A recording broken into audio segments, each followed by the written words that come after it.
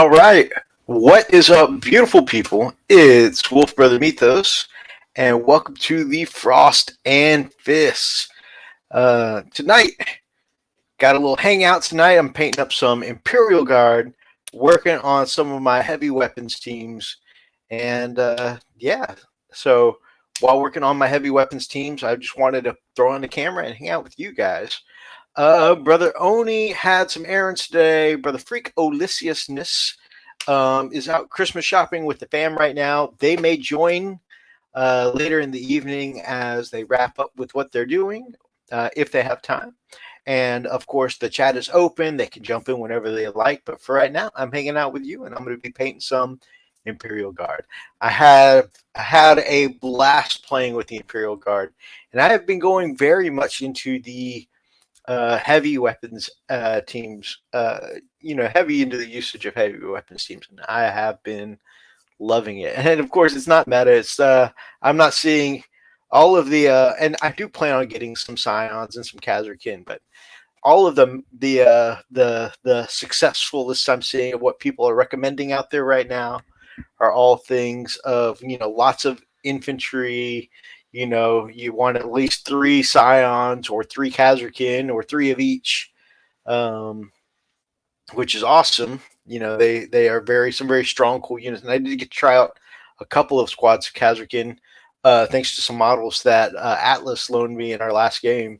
So I got to try out some Kazarkin, and they are very good. But I'm definitely not running things that people are saying is the best setup right now. I'm running a whole bunch of heavy weapons teams. I'm running um, a lot of the infantry with heavy weapons, and yeah, I'm doing you still using demolishers. Everybody says demolishers are no good at the moment, but I'm still liking the demolishers, especially since it's D3 plus 3 damage. It's so hard. Like, everybody says the other turrets are way better, but it's so hard. Like, if you get even one shot through, D3 plus 3 damage is awesome. Superfly, my man, it goes well, brother. Thank you for joining tonight. Good to see you, brother. And so, yeah, so those are some big damage, big dammies, and like I said, it's hard to get away from. It's I got comfortable. I've started playing towards the end of eighth edition codex, and I got comfortable using the demolisher cannon. I painted up two of them. I have two of out of my four painted Lehman Russes. I have two demolishers so far, and I just enjoy using them. So I'm going to branch out. I'm going to try the plasma one. I'm going to try the vanquish. In fact, I already have a body built up, just waiting for a vanquisher turret. That I've got a 3D printed vanquisher turret coming, and I do plan on ordering another chassis and putting on another an executioner. So I'll have one vanquisher, one plasma, two demolishers, and a couple of battle cannons, and I think that'll be all the Russes I want. Of course, by that point, the Dorn will probably be out. I'll want a Dorn. It's a mess. It's a mess. You never have everything you want. But yeah, I'm really enjoying Imperial Guard. I'm having a great time. Video super laggy for everyone else. Oh no. According to my stream, I've got full bars of connection. Now that you've said something, though, I am starting to drop down. Video's weird. Good audio, though. Well, I'm glad I'm doing one thing right. Man, I just turned off and restarted my computer. Let's see if I have anything running in the background that I can maybe tweak a little bit. Ugh. Man, so I actually have enough technical forethought to actually have everything relatively like on time tonight. No technical delays keeping me from starting on time tonight. And now my tech is being weird. Microphone. Yeah, I don't have any other applications running in the background. He says it wouldn't let him join. Oh, that's weird. Well, let me send you another link, my brother. That's weird.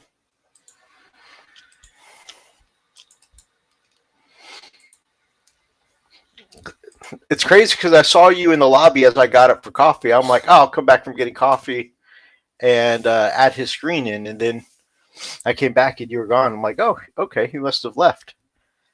But yeah, that was weird. I just resent the link. I don't know if that'll help. Although maybe it's my signal since apparently I'm having some kind of lag issue. Oh, keep saying I'm not part of the broadcast. Kept kicking me out. That's so weird. Well, like I said, I just resent the invite. It's funny because I listed you as a guest. And this is because I was just sitting here saying, yeah, for once I wasn't, I started on time with no technical issues. I really said that too soon.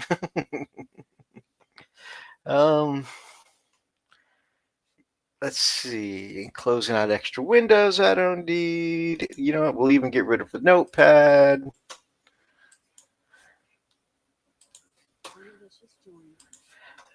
Unalicious joy. There we go. There we go.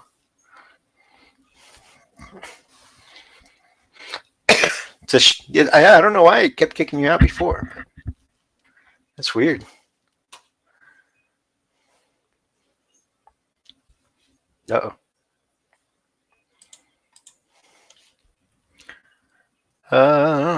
Say something for me? Oh, no.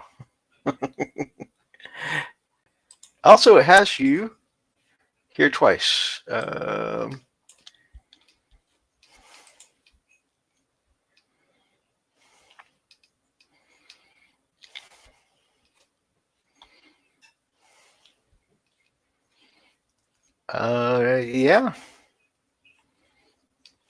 We're going real pro tonight, guys. Real pro.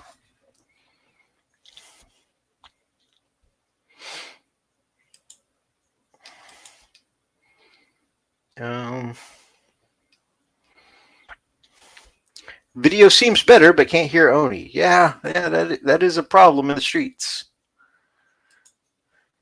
Also, you may have two windows open because it says you twice, but one of them is a black screen. Super pro. I know, right? It's always anytime I'm in charge. Anytime I'm in charge, it's always technical problems. And each time I do a little more learning. I try and figure out what went wrong. I try and fix it for next time. Oh man, I don't know. I just can't seem to get it right. Freak starts the show, goes off without a hitch. This guy, it's always a problem in the streets.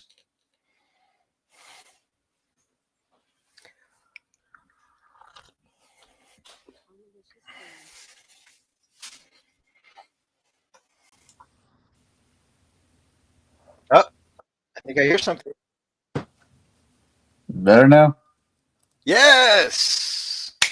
Because I was about to call it a night. I don't know why, man. Every time I'm running the show, it's Because the always last thing I want to do is try to troubleshoot anything after work. that's fair. That's fair. No, that's I'm the one.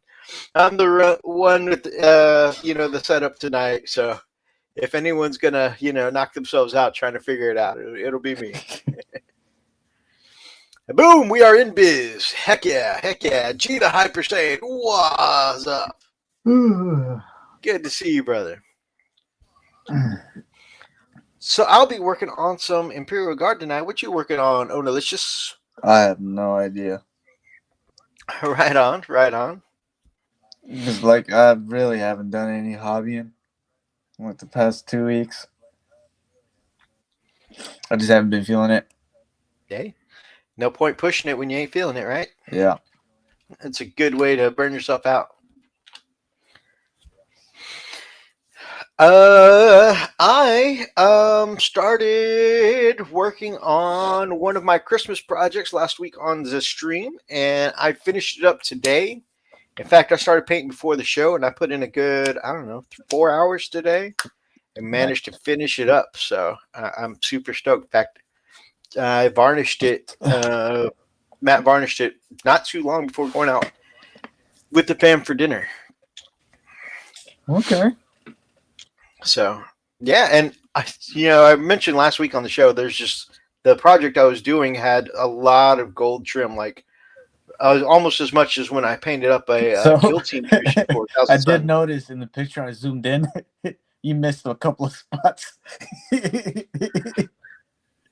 I'm sorry to say that.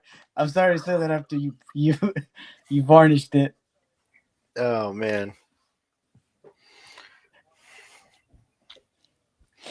Now I got to go back and look at my picture. you sip your coffee and you're like, God damn it.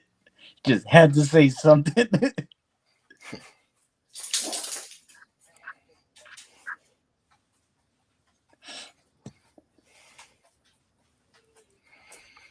Oh man. I do see a spot on the shoulder pad where it looks like, yeah, that's not that. I missed it. I think because I did the oil wash and it was spirit based, and I think it may have washed away some of the gold. So I have to go in. That's why you gloss varnish it before you do the oil wash. Yeah. That tip is free, by the way.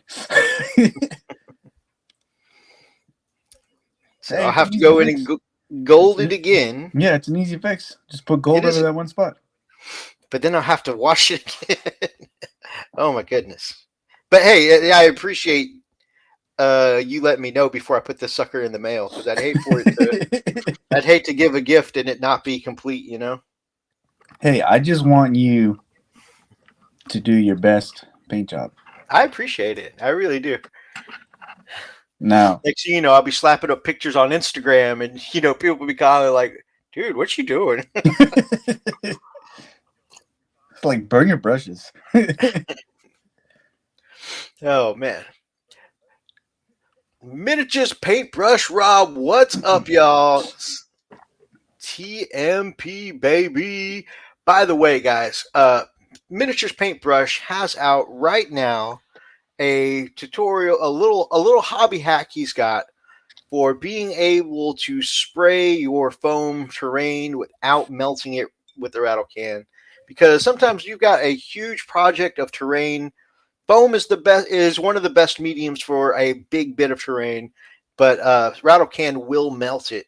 But there is no doubt that rattle can is one of the fastest ways to do an entire board of terrain. And I feel like I need to have him here interview style. Mod Podge is definitely a trick some people use.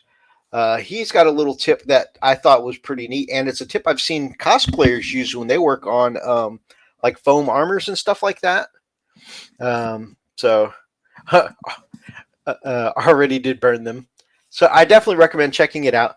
And I feel like I need to have him here, like on a talk show, like in an interview seat, so I can be like, "So tell us, who is the lovely lady in the video?" That's right. If you go check out the Miniatures Paintbrush video, you can see a lovely lady painting his terrain. But also, like, man, the videography in this episode is sweet and on point. Quality is definitely up. Great editing, great videography, super profesh.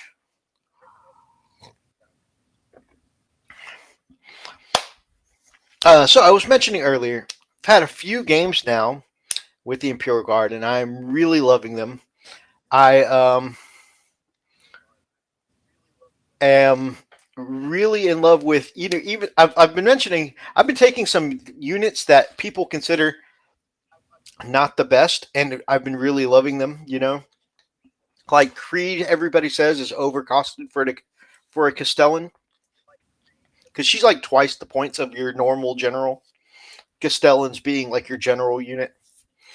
Um, and yeah, she's twice the points, but she has some really sweet abilities. Um, like if she can cast 3 orders per turn, and if she casts an order, the unit that directly receives her order, they get a +1 strength on their shooting weapons. So you put that on mortars, they're hitting on strength 6. You put them on field ordnance batteries, they're hitting at strength 8. It's amazing. Now, some people say, well, if you're trying to do all that, instead of spending, 65 points for a single Castellan, why not just take a Basilisk? Because she's half the price of a Basilisk right there. And I'm like, well, I think it's neat because it gives some flexibility, and it's just a pretty cool ability. But yeah, it turns like my little chip damage, like these mortars, into like a serious threat, because now all of a sudden with take aim, they're hitting on 3s, they're re-rolling 1s, they're hitting at an extra strength and extra AP. They're pretty awesome. And so I've got her and my heavy weapons usually on my back line, babysitting a home objective, usually out of line of sight or at least in some good cover, and just lighting up targets from a distance. And then, like, I send the rest of my infantry out to do stuff. That being said, I've only won like 1 game so far. I'm not the best player, but I've really, like, win or lose, been super enjoying my my guard. So I'm so close. I played my last game about almost, I don't know, 80-90% done with these heavy weapons teams. I'm going to switch over my camera view so you guys can see it. And I'm just working on trying to finish up some these guys, and so I can have them off my bench, complete a project before the year is out.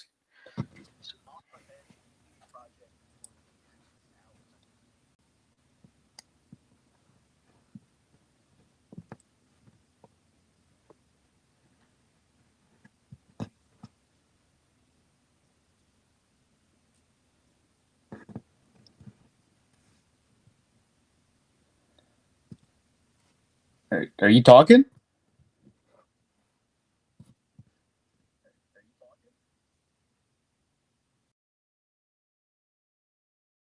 I forget that I actually need to have this camera is tied to this microphone, so I forgot that I actually Mythos, it's been almost a year. Since the wedding. I was looking at pictures recently. Since we got to hang out. So here we go. Oh, you know what? I should rearrange these because.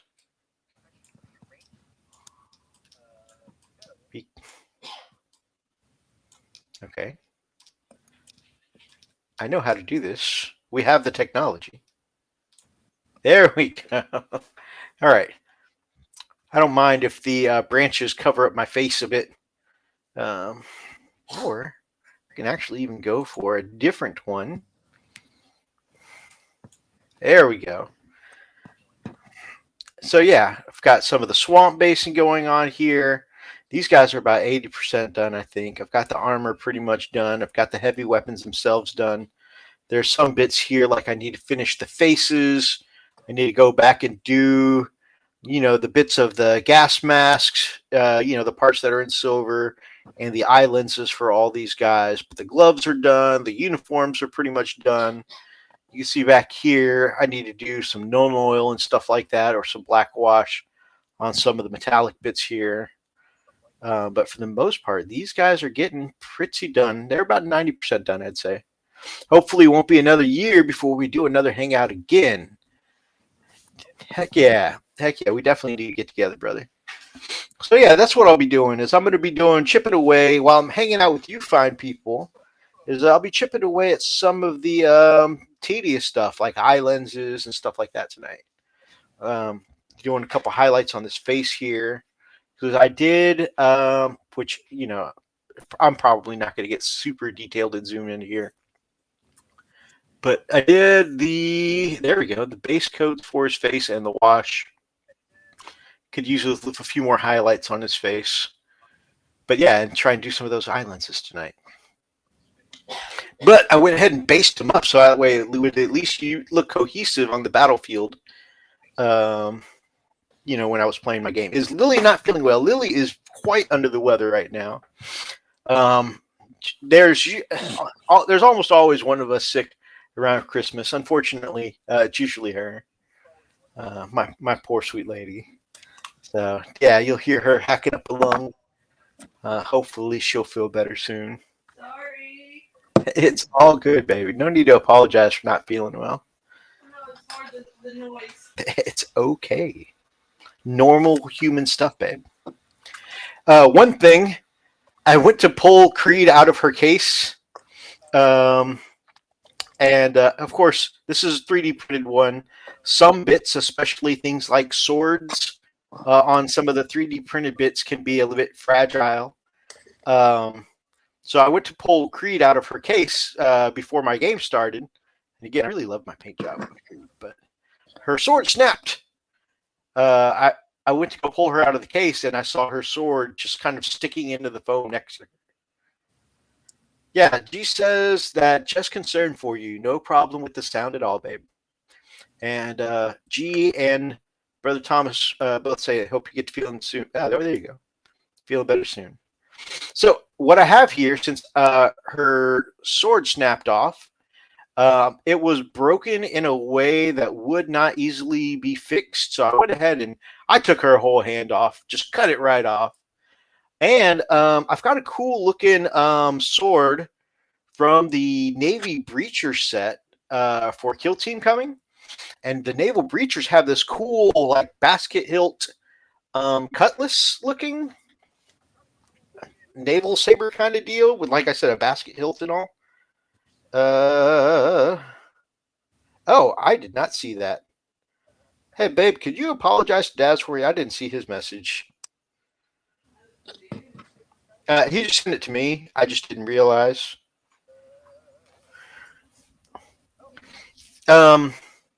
Mini War Mud. Hi, my name is Mud. Been in a Primus mood. Mini War Mud also says get well soon, babe. Oh, yeah.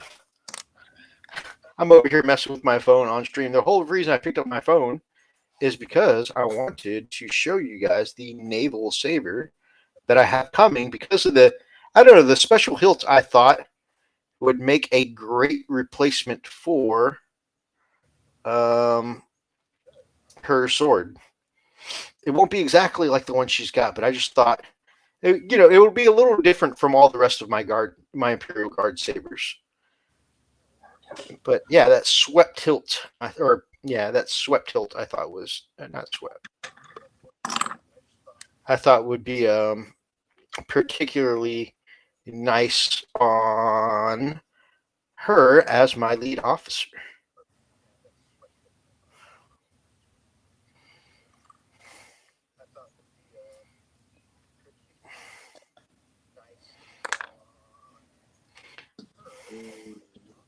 Oh goodness.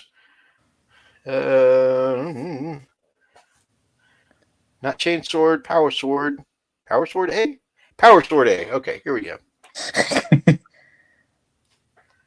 There we go, fam. So that is the sword that I picked out to replace for Creed's. And you can even see how the sword is in a similar pose. So if I cut off at the wrist, it'll be perfect for the way she's kind of got the sword kind of held up and in front of her. So, yeah.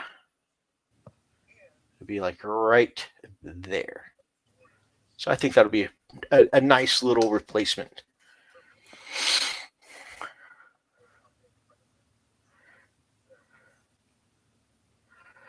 May Nurgle be defeated in your honor, Lily.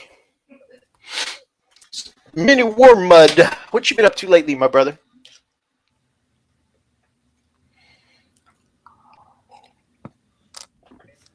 I'm just imagining now, defeating Nurgle. I'm imagining, like you see the Mucinex commercials, the big germ guys living in, people's like lungs and stuff like that, the little cartoon germs, and just Space Marines, going through her blood vessels with bolters and chain swords, chasing out the little Nurgle germs. Something else I've been working on is, if you guys have seen the Cadia Stands box, I did not get one of the Cadia Stands box because I have most of the units already. I just wanted the book and the cards. In fact, I think I have, like, proxy replacements. Santa Claus is Coming to Town Zombicide game. Nice.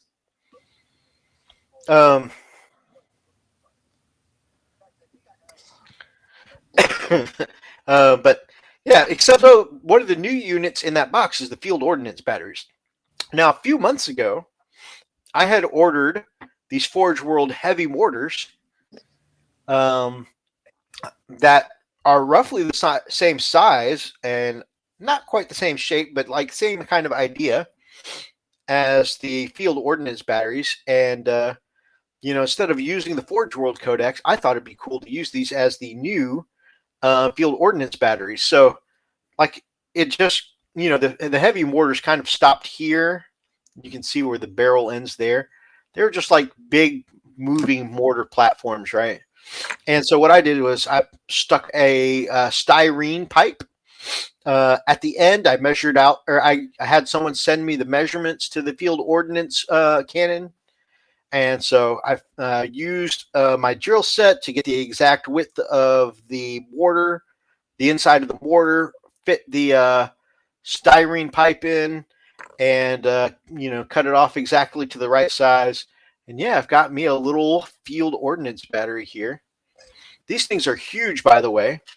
They come That's what she said. They come on 100-millimeter bases, and they typically have 3 dudes on them. Yeah, yes, she does. So you've got your person operating it, of course. I started painting up a test model for that. I am so organized here, guys. I was rushing today to try and finish off that Christmas gift. That my desk was kind of a whirlwind of paints and stuff like that I was using, and just other tools and materials and half-finished projects. There we go. So here's the dude that I painted up as a test, although some of it still needs a wash. But yeah, so this is the guy manning it. And in theory, there are 2 other guys, standing on the bases to like help load or, help spot and whatnot. And so I'll put a couple of kneeling guardsmen down there. But look how big that is. These make a massive footprint on your backline. Oni just went X-rated. I mean, you know how we do on this show.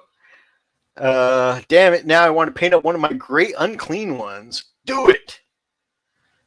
3,000 points worth of Death Guard paint. Mucinexes and Agent of Chaos. We must cleanse Mucinex for the Emperor!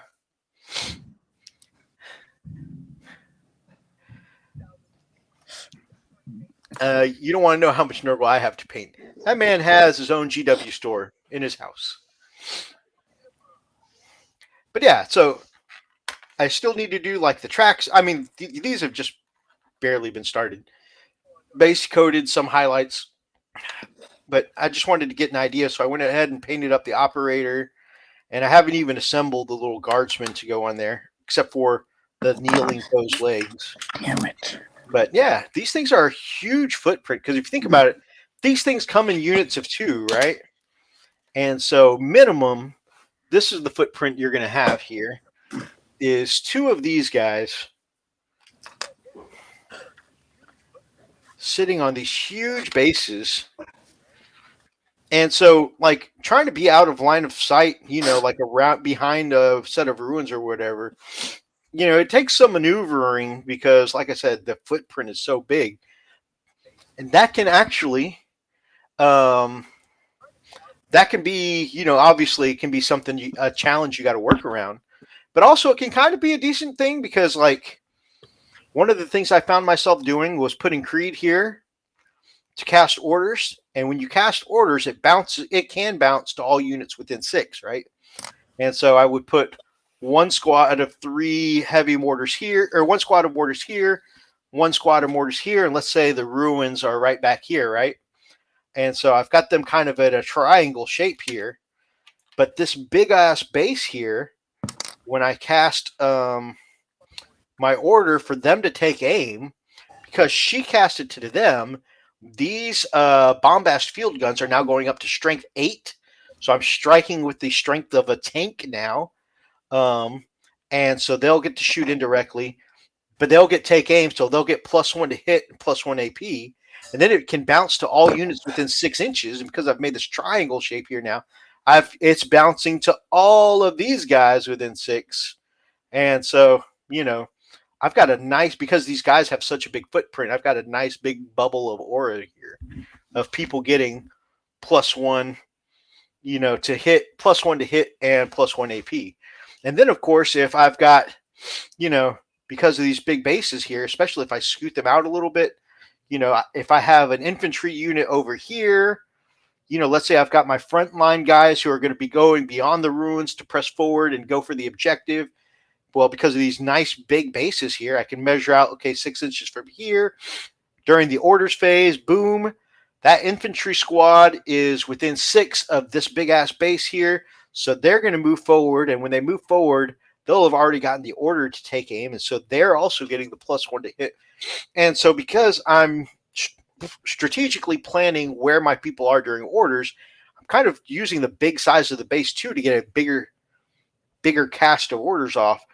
And so I'm giving more people those buffs because of, planning where I'm putting my orders, but also, the fact that what I'm casting it onto is just like a big relay, really. So it's pretty cool. So yeah, I'm going to work on these a little bit tonight too, as well as starting to chip away at eye lenses and stuff like that on the rest of my heavy mortars teams.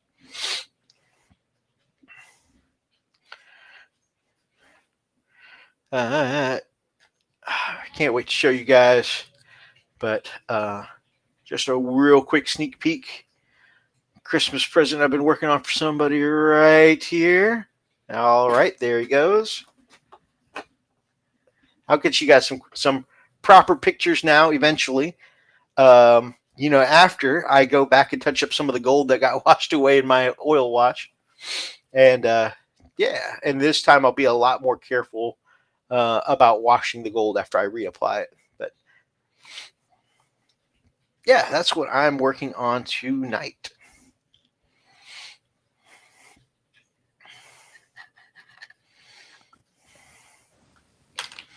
Boop.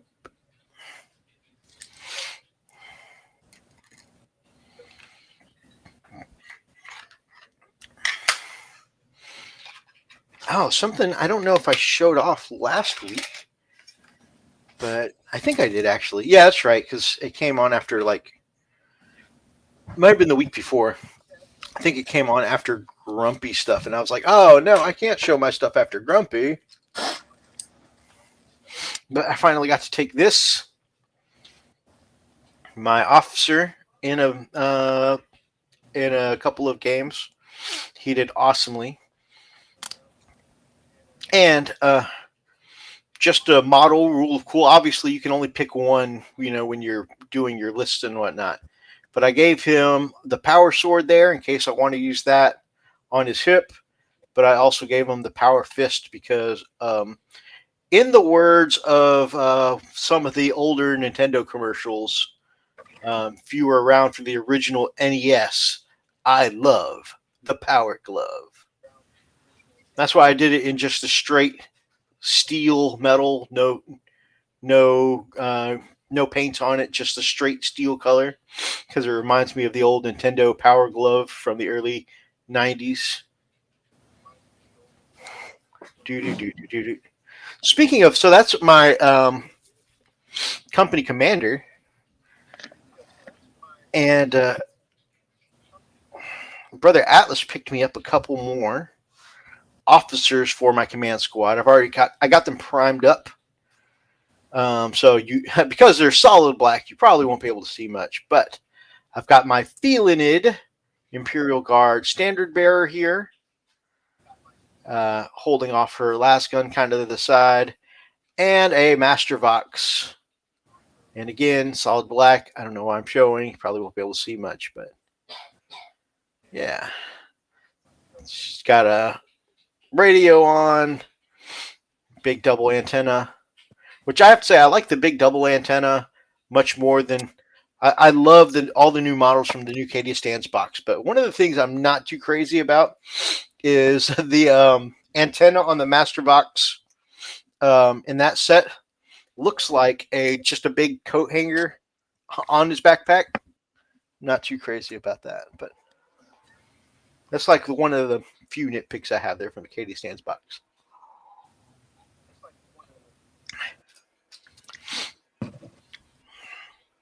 What'd you end up deciding to whip out tonight, Brother Oni?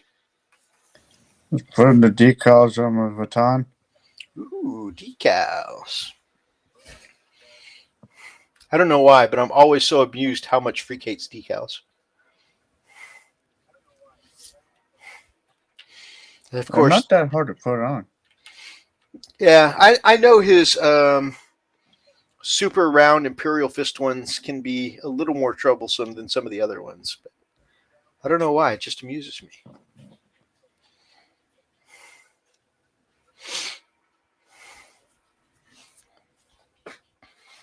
My World Eater decals is just as round. I don't have issues with them. Fair point. Fair point.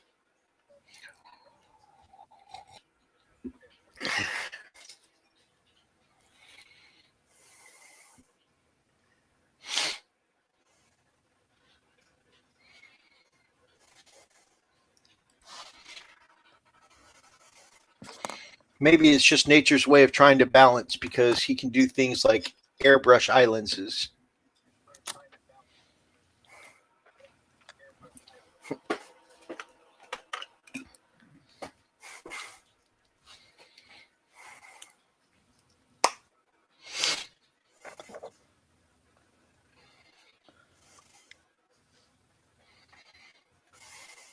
There we go. Mm-hmm. Mm-hmm. Mm-hmm. Do, do, do, do, do, do.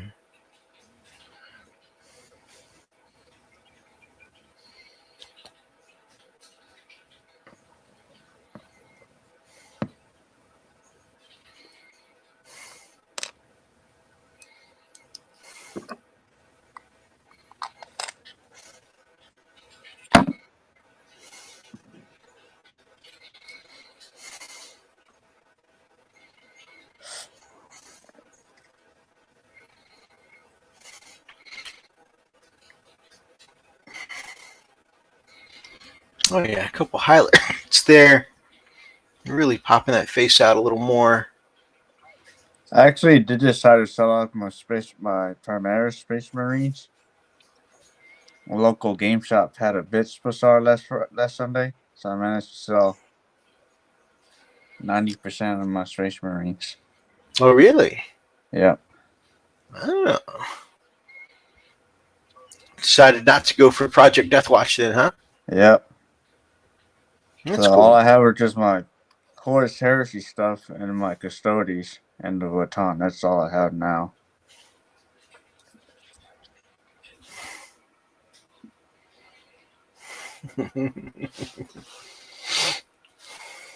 Make sure that you grab that ox and smash that like button.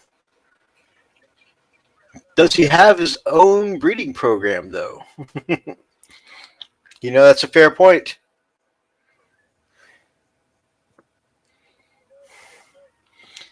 Anyone play the game Exploding Kittens? That is the game we will be playing at our big family Christmas hangout tomorrow night. Yes, I have played the Exploding Kittens. If I could give you a little tip, you don't want your kittens to explode. It's considered bad, okay?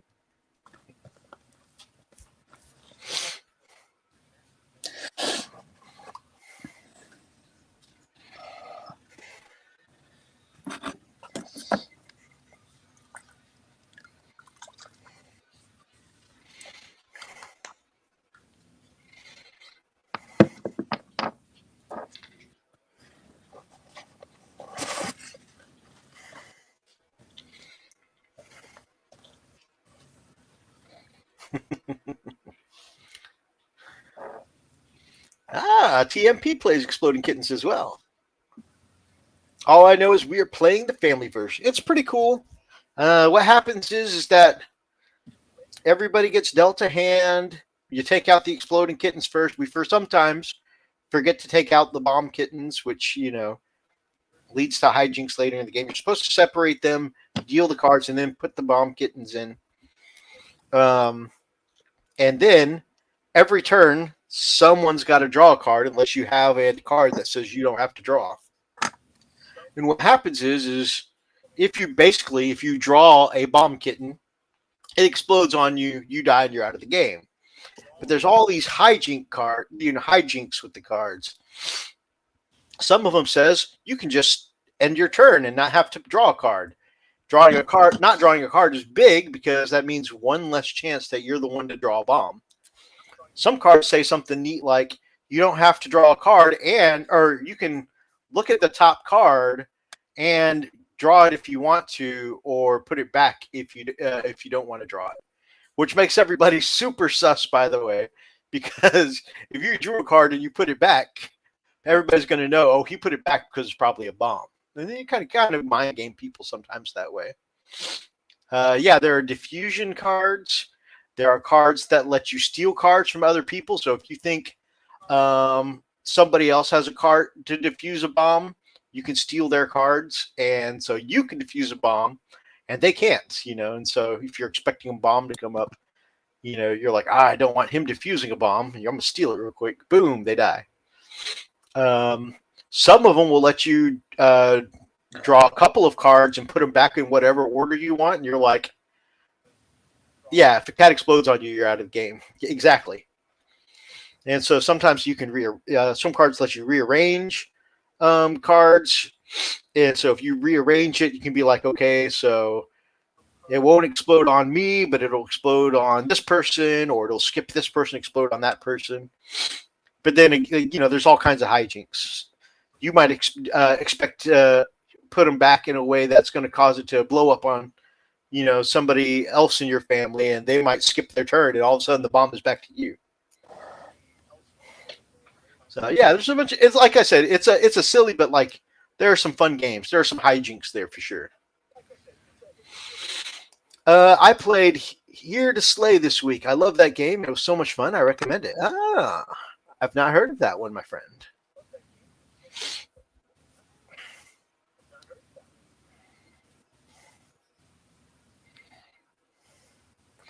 All right, chat. I need your opinion. Okay, so it finally focused. Okay, so this chap here has a bionic eye. I gave him a red beret for some reason. It's kind of a deep red, almost a raspberry beret. Huh? Anyways, cool game, sounds fun. Thanks, Vitas. You're welcome. It is we play it with the kids sometimes with the in-laws. It's definitely fun. So I was usually when I do eye lenses and stuff like that for the bionic eyes. Usually I do like a green lens, but obviously the uniform is green. Then I usually do a red lens, but I've given him a raspberry beret there. What do you guys think? Should I do a blue lens for his eye lens there for the bionic eye?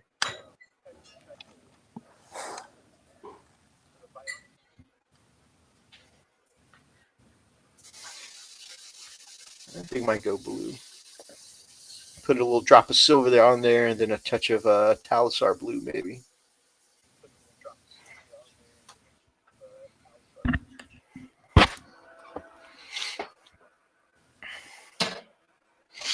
Blue or green? Okay.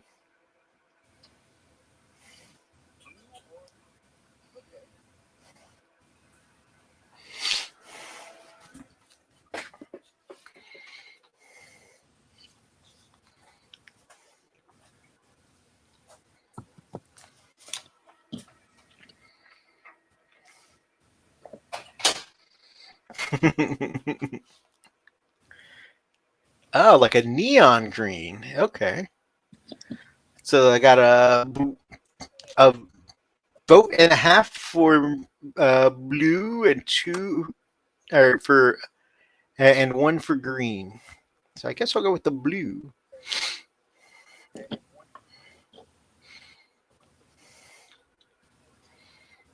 Although I dare say that neon just being what it is might stand out pretty well.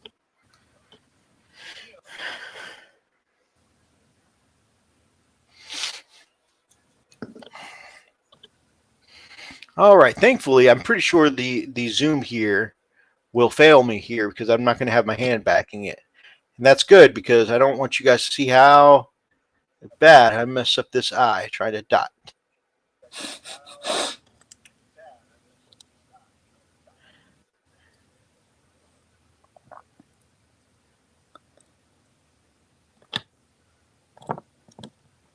Oh, hey. Both eyes actually came out okay. I should really knock on wood because I've got 2, 4, 6, 8, 10, 12, 14, 16, 18, 20 more sets of eyes to do. Candy Cane Blizzard from the DQ. Nice.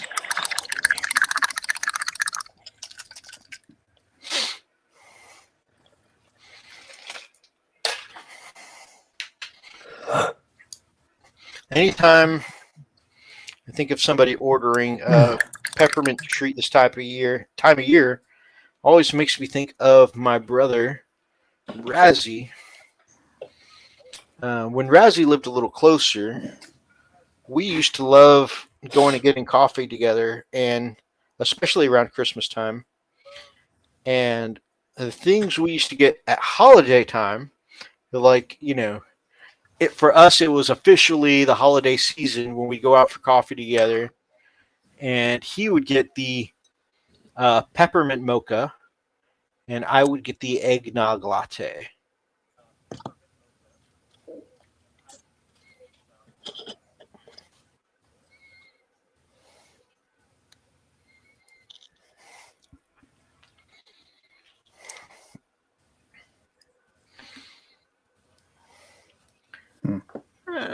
I think that neon stands out okay from the raspberry beret there.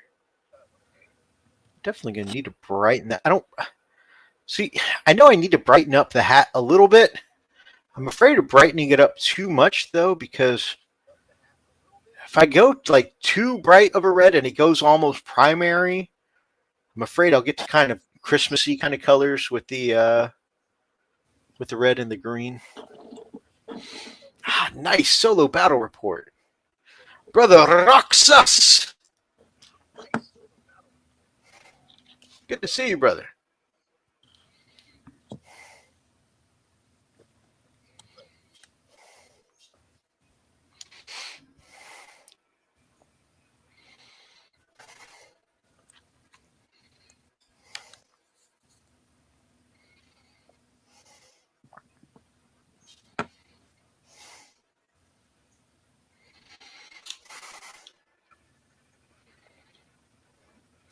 Just add a small but a brighter red and glaze it a bit. I think that's what I'll do. Just a little bit of glazing. I just want to brighten it, but I don't want it to go primary. First, we're going to break out the soft tone. With the red? Oh, yeah.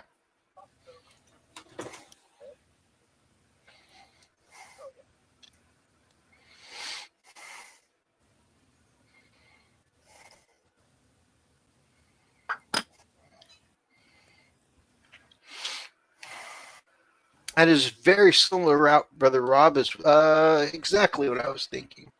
I see you, me, and G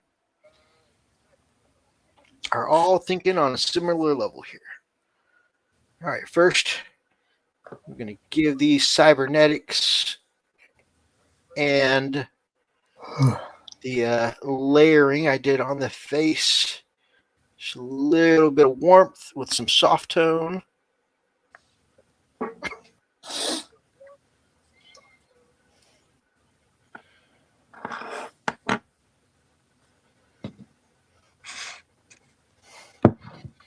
I'll try not to slap the camera again.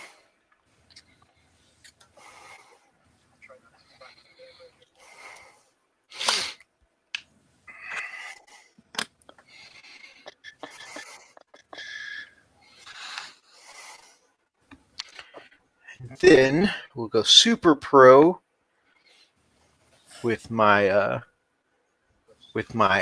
palette, quote unquote. It's funny because I have two really nice wet palettes, and just sometimes I just can't be bothered.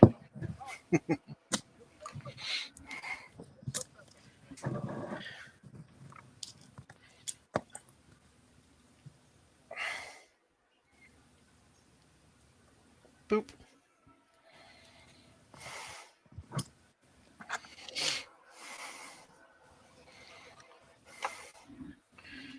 Some of this ball red that's almost ink consistency here. Whose ball is red? Oh, you know me, I'm not picky. It's just the first red one I see. Usually I find it by waiting down at the docks for the sailors to come home. Wait, what? I may have lost track of what we were talking about here.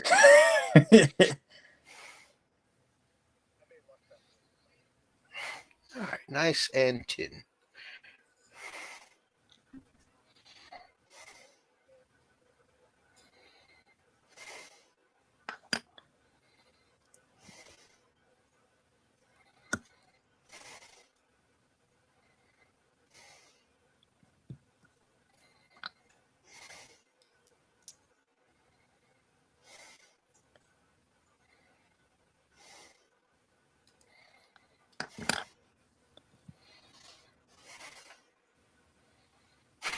Better red than blue.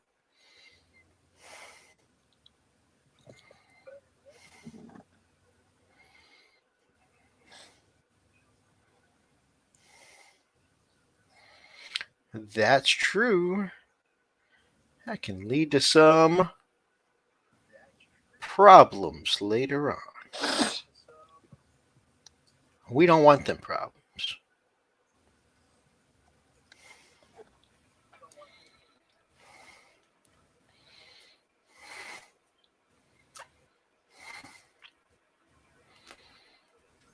Now, obviously, you guys know anytime you work with something super thin, like glazes and inks and all that stuff, it looks super bright now, which I wanted to punch up the brightness, but you always got to wait till it dries to get that final result because it's gonna dry a little more toned down than when you first apply it and it's all wet, but definitely punched up that red a bit.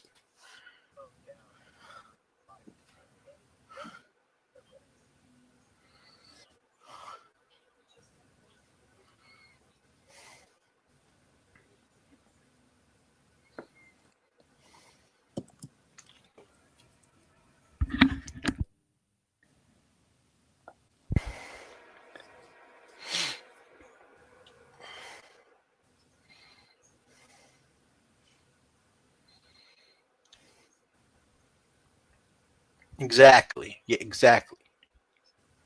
Mellows out after it dries. Exactly.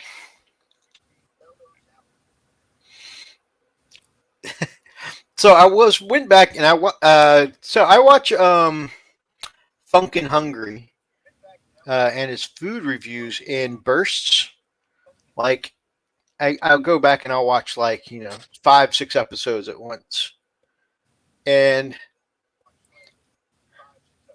it's funny because I didn't realize it until G had said something, during the stream last week about, oh yeah, in my last food review. But after we talked about it, I had to go look it up. And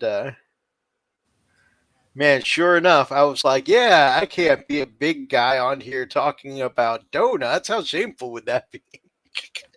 And little did I realize she had just put out the video of him reviewing the Krispy Kreme Xbox donuts. Man, guys, never pay attention to the trash that comes out of my mouth, guys.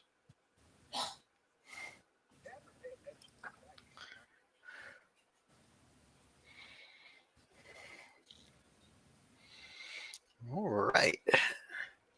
I think that definitely helped brighten up the phone a bit. Definitely helped brighten up that beret a bit. Kind of sounded like you said brighten up the phone. Yeah, the phone. He's got one of those little satellite communication kind of phones. Just ignore what I just said then. So it's interesting because some of these heavy weapons teams used to come with a like Vox antenna modeled in their box. And now, of course, the heavy weapons teams, you got to stay close to them. They don't have the like stats for them having a Vox. You got to keep a person right there. I'm like, wait, don't they still come with the Vox antenna in the box? I guess that was an older set though.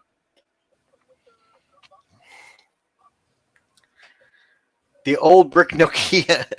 Yeah, that's what this thing reminds me of. I know it goes to the backpack and whatnot, but it really reminds me of like those really old first cell phones that you had like the antenna, the telescopic antenna, just the big brick phones you held up.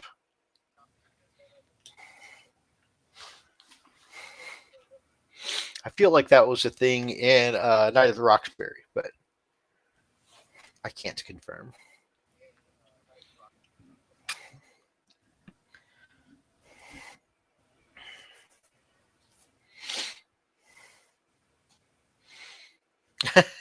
All the fancy technology, but they have brick phones.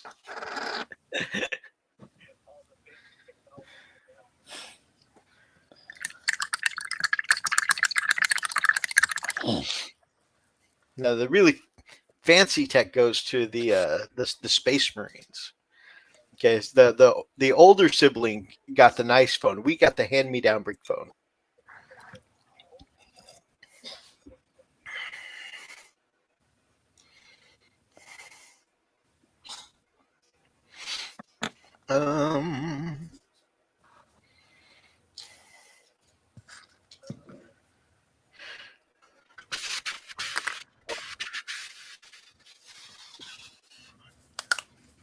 Again, in a frenzy, working on another project. There it goes. I just realized I have your Ultramarines to paint. Yeah.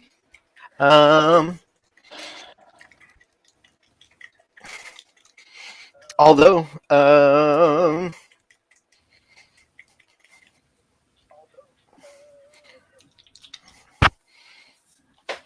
if I know you've got a bunch on your plate, and you said you wanted to work on other things. If you'd rather not paint them, I totally understand. The guard says emotional damage. That's right. I see the Big Brother Marines getting the fanciest new cell phones built into their helmets and their wrist comms and stuff like that. The guard gets the hand-me-down of the big brick phones. Emotional damage.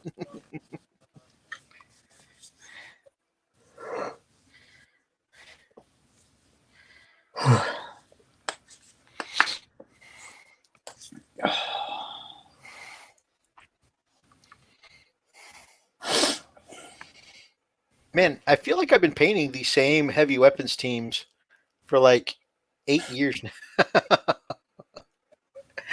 How many live streams have you guys seen of me painting the same heavy weapons teams?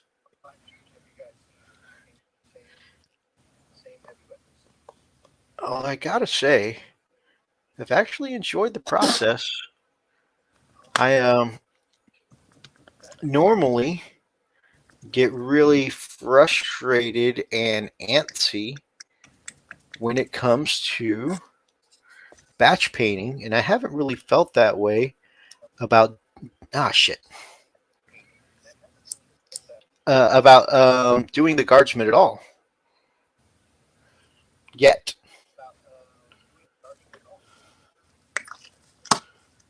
And that is 5 infantry squads painted up.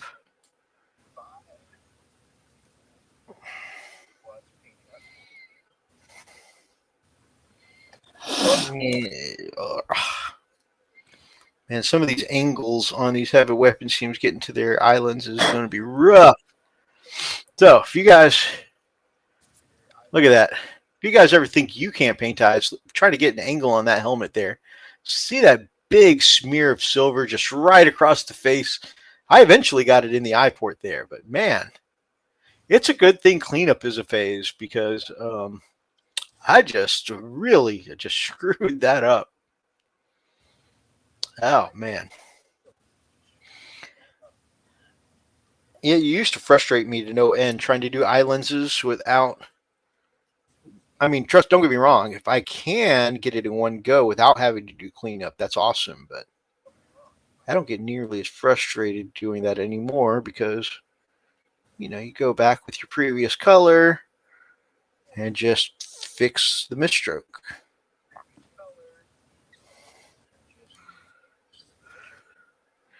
If you're freaking Oni, misstrokes don't exist. There's nothing to clean up. Perfect every time.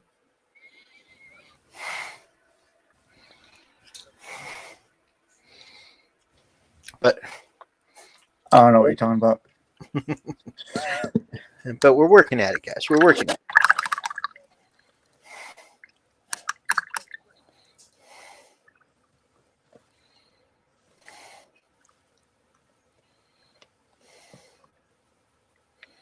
What I'd like to know is how Freak manages to airbrush these eye lenses without hitting the lip of the helmet. Isn't that amazing?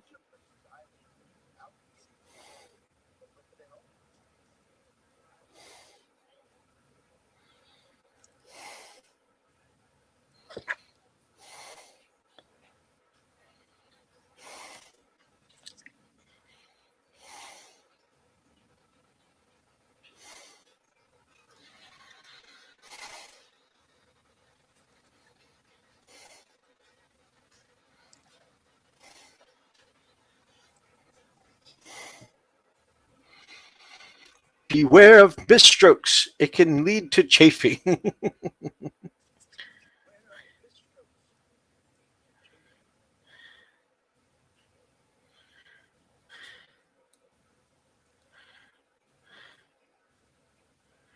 And you may hear phrases like, "That's the wrong one."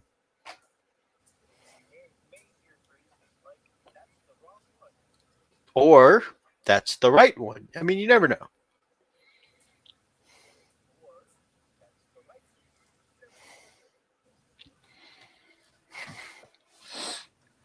You're hearing heavy breathing. I'm sorry, guys. My nose is a little stopped up tonight. Oh, have a great night, gents. Much love. Have a great night, Brother Steve.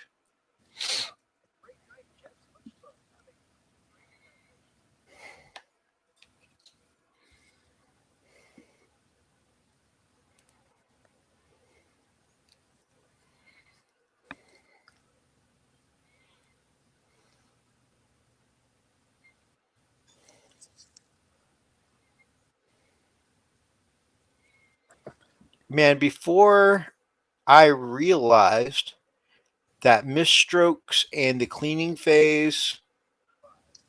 phase were like perfectly normal parts of the process, I used to get so like blindingly angry with myself over misstrokes.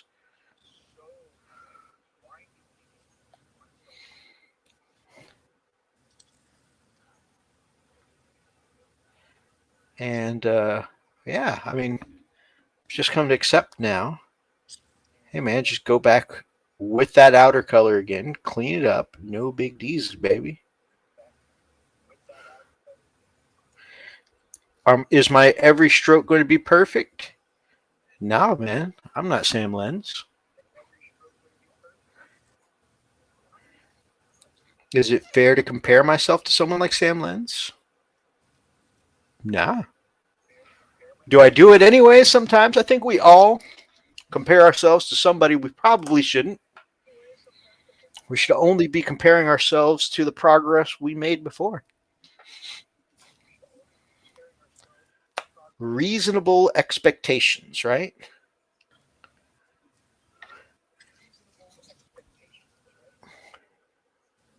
Of course, there can be healthy forms of comparing yourself. I do feel like in some ways, the comparisons, while not always constructive, right?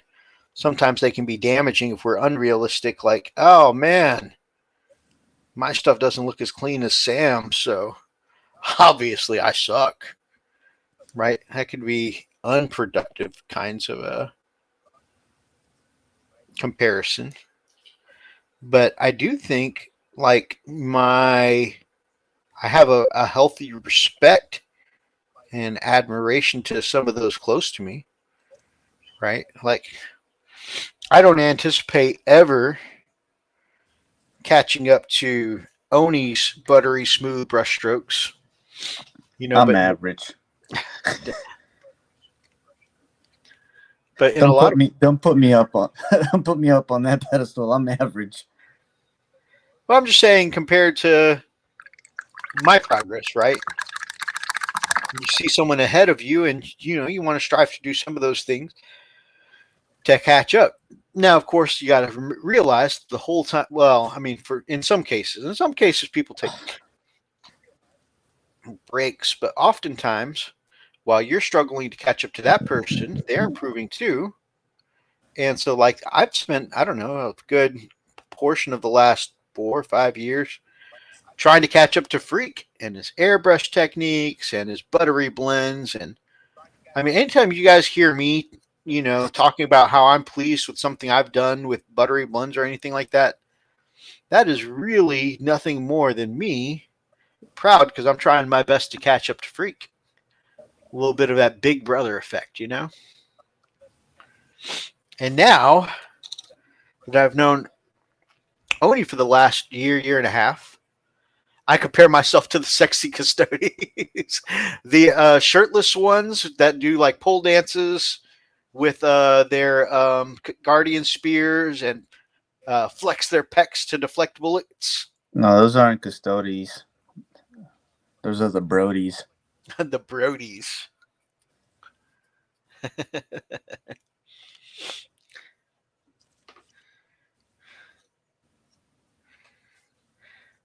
Which I suppose the Brodies must be vastly superior to the Grodies.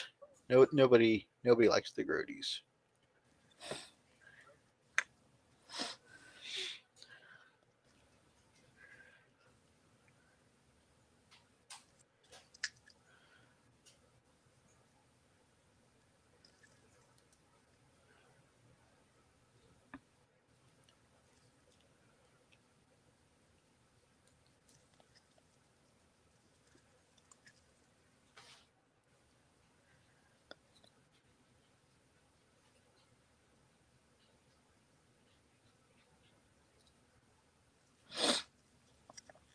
But yeah, I think there's a healthy amount of respect that you can have for someone and try and compare yourself to in a way that's like, how do I catch up to this person? How do I do what they're doing? In a constructive way to find out how you improve yourself as opposed to just tearing yourself down.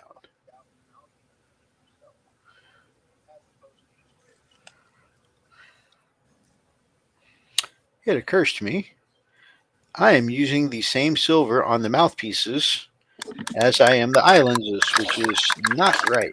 I should be using a darker silver for the mouthpieces and the gas mask like lead belcher. That's okay. I think a quick bit of basilicanum gray will help tone that right down. Mine is Vince Venturella. Oh, we know.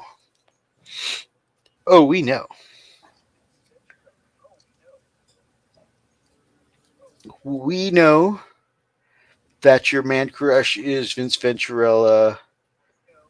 Other channels know. Vegetable Lasagna knows. That's all gravy, baby. Just like I'm sure everybody and their mama knows that one day I want to be like El Stradation when I grow up. I only founded an entire religion on him.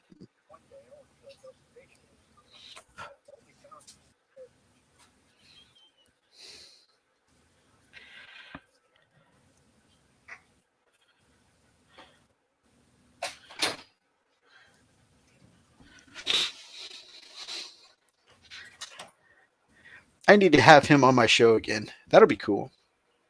Especially now that you're up and running and your quality is better than ever. Speaking of guests on your show, who is the lovely lady?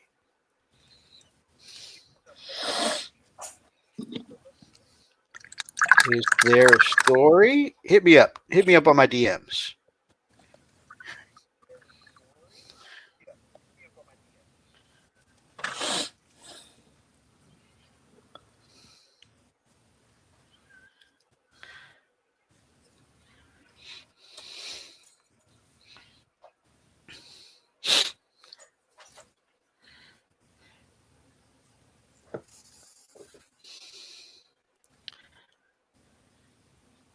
I'm over here being messy, y'all.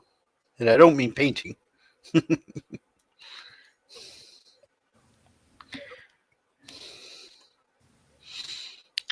putting his business all out there. That's why I told him to hit me up on the DMs. Not his business, his business. His business. Business time. You will need to have me on the show for the reveal, but I can hit you up later. Nice. Nice.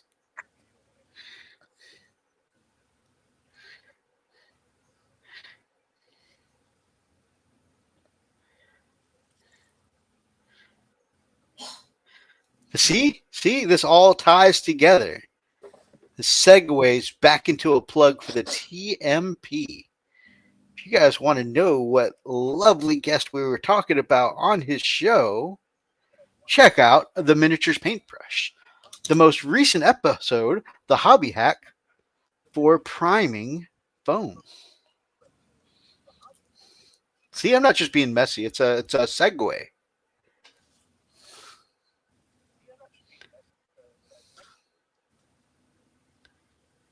See, I'm being helpful. Mythos e Castronata, the patron saint of innocence.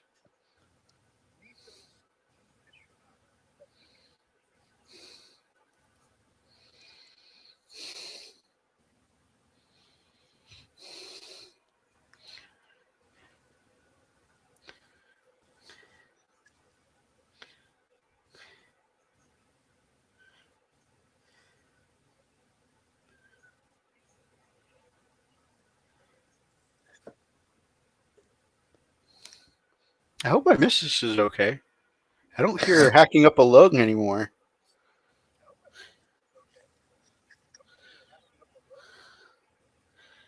So either she's gone to lay down or she stopped breathing. One of these is mildly concerning. Schrodinger's cat? It's Schrodinger's cough.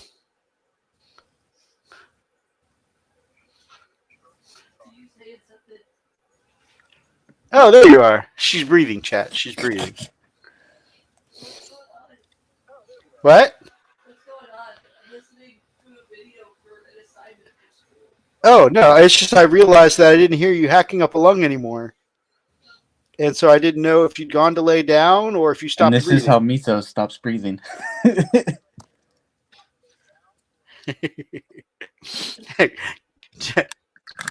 Chat's like, we don't hear the Wolf Brother anymore. The chat doesn't know if Mythos has stopped breathing. He is now Schrodinger's Mythos.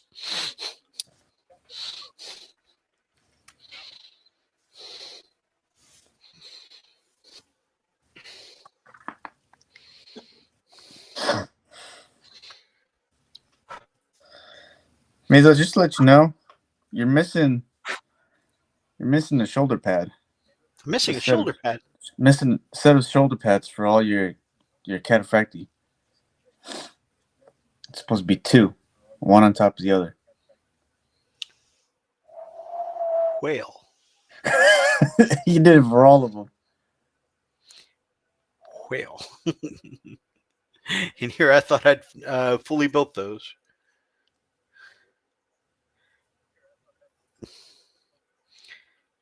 In the words of my people, I done muffed up.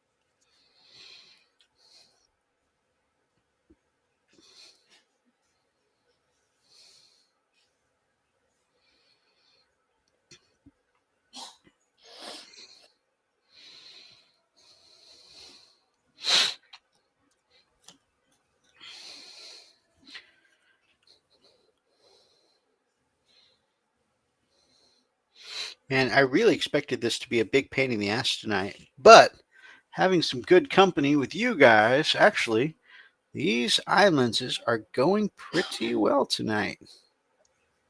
Well, then screw you too, man. I don't want to be your pain in the ass.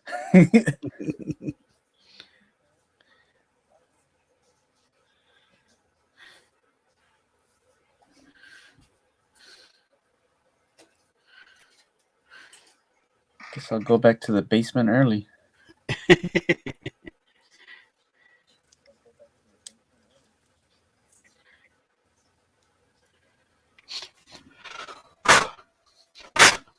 Freak's like, why are you back so early, son?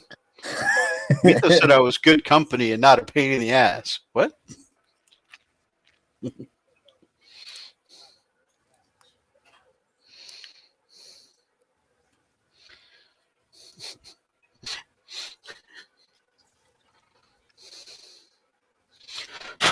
It's a strange family dynamic.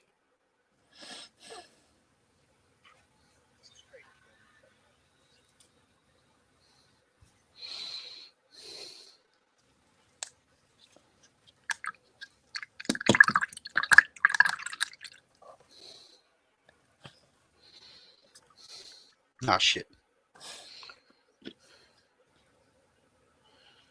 So some of these I received secondhand with some of the poses already done, and some of them are doing things like, traditional spotter stuff, like holding their hand up to their eyes for the shade and whatnot. And I'm like, how am I ever going to reach that island?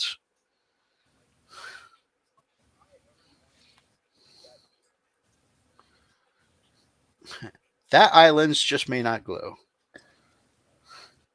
With prayer and patience.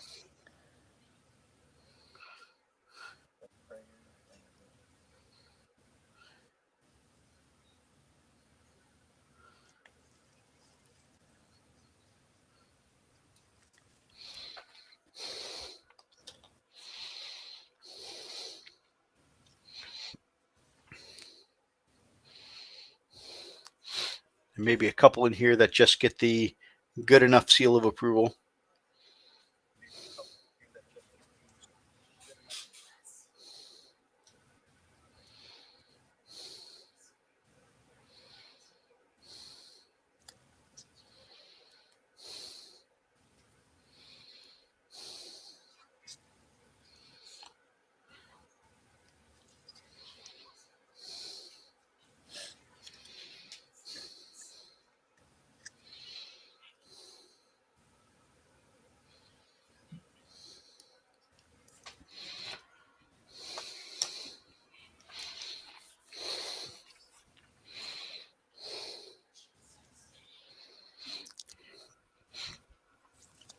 So Freak seemed to have a pretty good last day of work.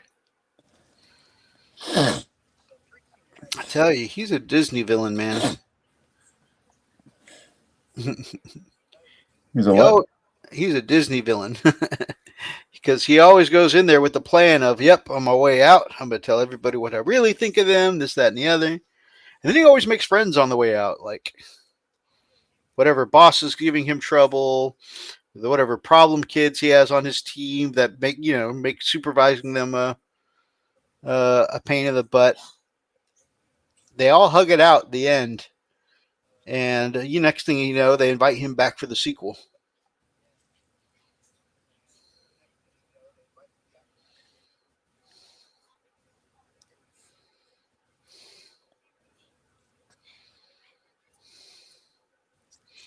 In a way,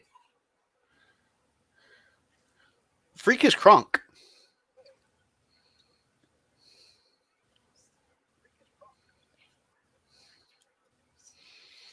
From the Emperor's New Groove. Yeah.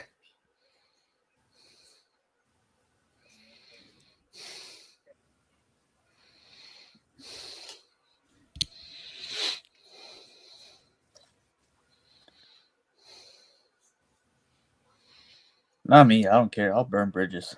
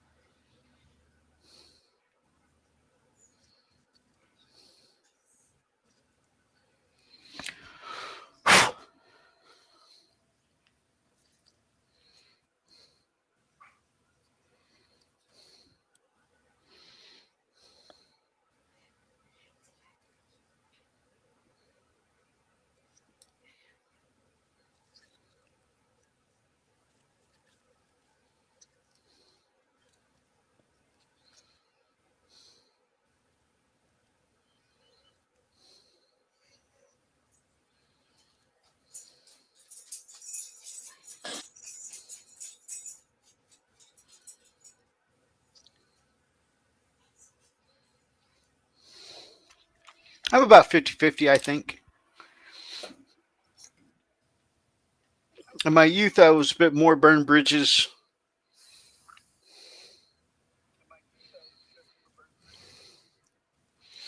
But on one of the last jobs, I think both of my last jobs I had, yeah, they found out I was leaving and I was going to go work for a competitor.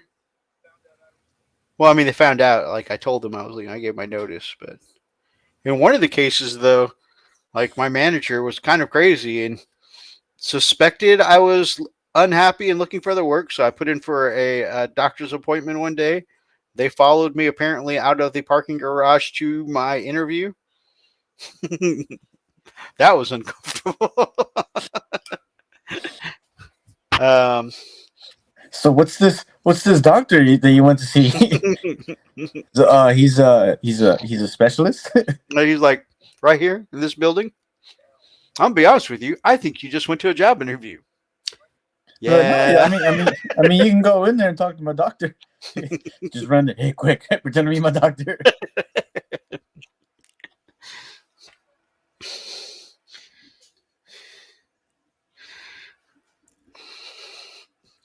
So yeah. So in both cases, I'm like, here's my notice. I'm happy to work the full time, train my replacement and whatnot. And both of them were like, oh, well, if you're going to go over to our competitor, you can just get the hell out. We don't need your 2 weeks. Oh, okay. Well, I'll just take a little vacation before I go on to my new job.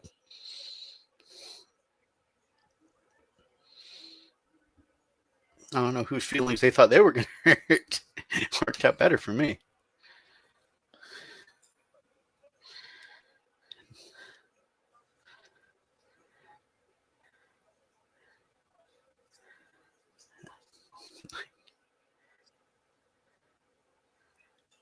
I mean, it's just semi-normal for places where you got to sign like several NDAs and stuff like that, and they were worried about their secrets and whatnot.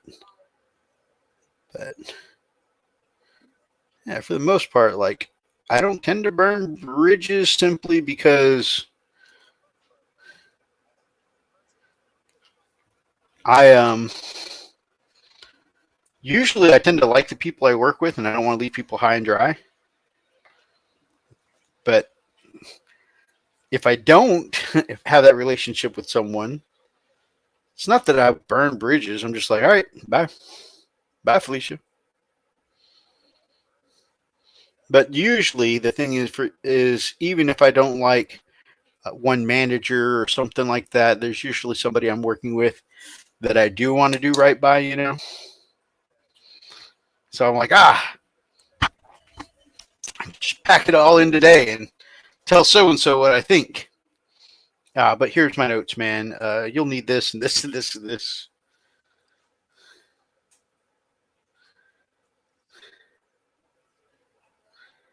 My conscience starts getting to me before a big walkout or anything. Not me. So my last job, all of my notes, they were all written in a way that I knew what I wrote.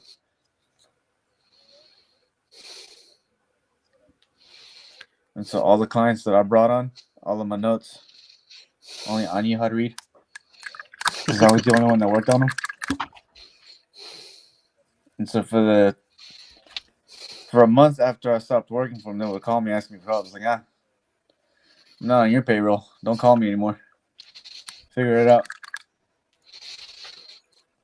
I've had similar something happen as an employer before where, ex-employee, which, it's not like we hunted them. They got caught doing something wrong. And we ended up firing them. And so what they did was when they knew they were fired, they real quick, because everything at that place was like all I wasn't stored fired. on I put my notice. Oh yeah, no. Job. I'm just saying, in a similar thing that happened, yeah. Is we ended up firing the person, and they were like, oh well, you should have given me a chance. But what they did was one of those like, normally, we try and save jobs. If it doesn't work out at this client, maybe we can use you at another client, that kind of thing, right? But what this person did was one of those: do not pass go, do not collect $200. This person's out. And anyways, they retaliated by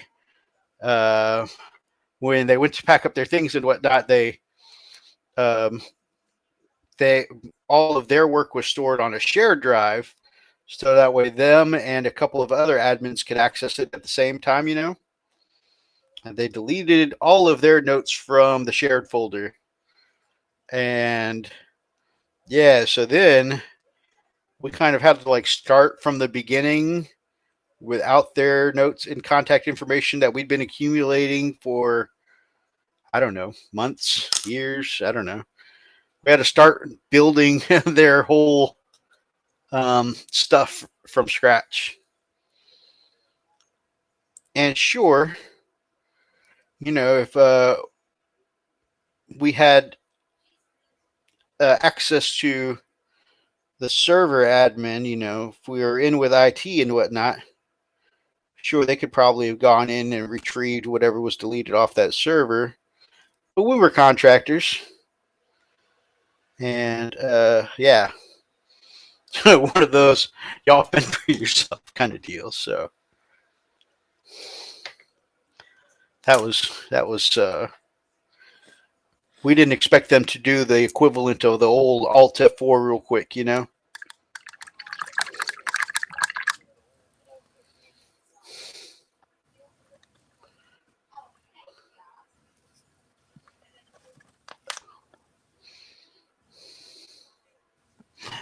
What? You're going to fire me over that? Man, what you technically did was against the law. Yeah, you're fired. Well, screw y'all.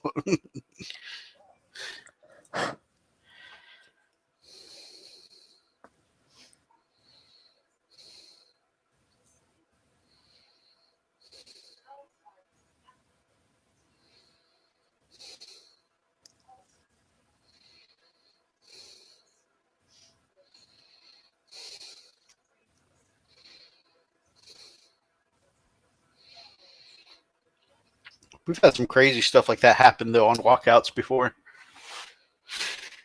Uh, one person, they weren't even fired. They were just suspended. You know, like, we're going to have to let you, suspend you pending investigation of this, that, and the other. You know, this, you had to know that what you were doing was breaking the rules. Now we're going to have to, unfortunately, due to policy, we're going to have to take a few days at home to think about it, and when you come back in a couple days, we'll go from there. And man, they just lost it. They still had their radio on them from working. Next thing you know, they're flipping over to like client channels, maintenance channels on their way out, headed for their vehicle, calling things like fire codes and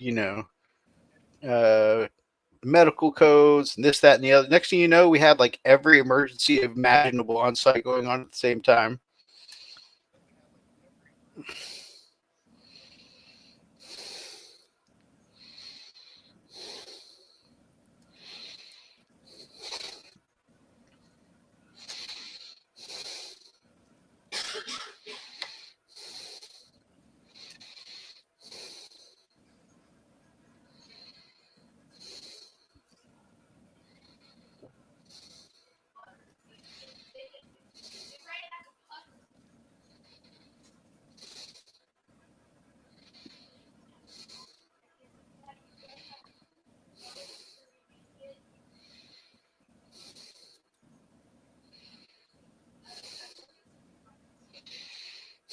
Because of that one person.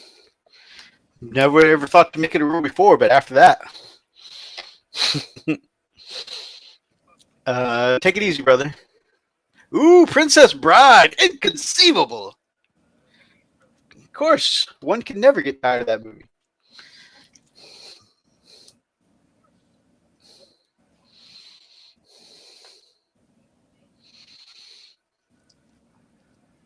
But yeah, crazy stuff.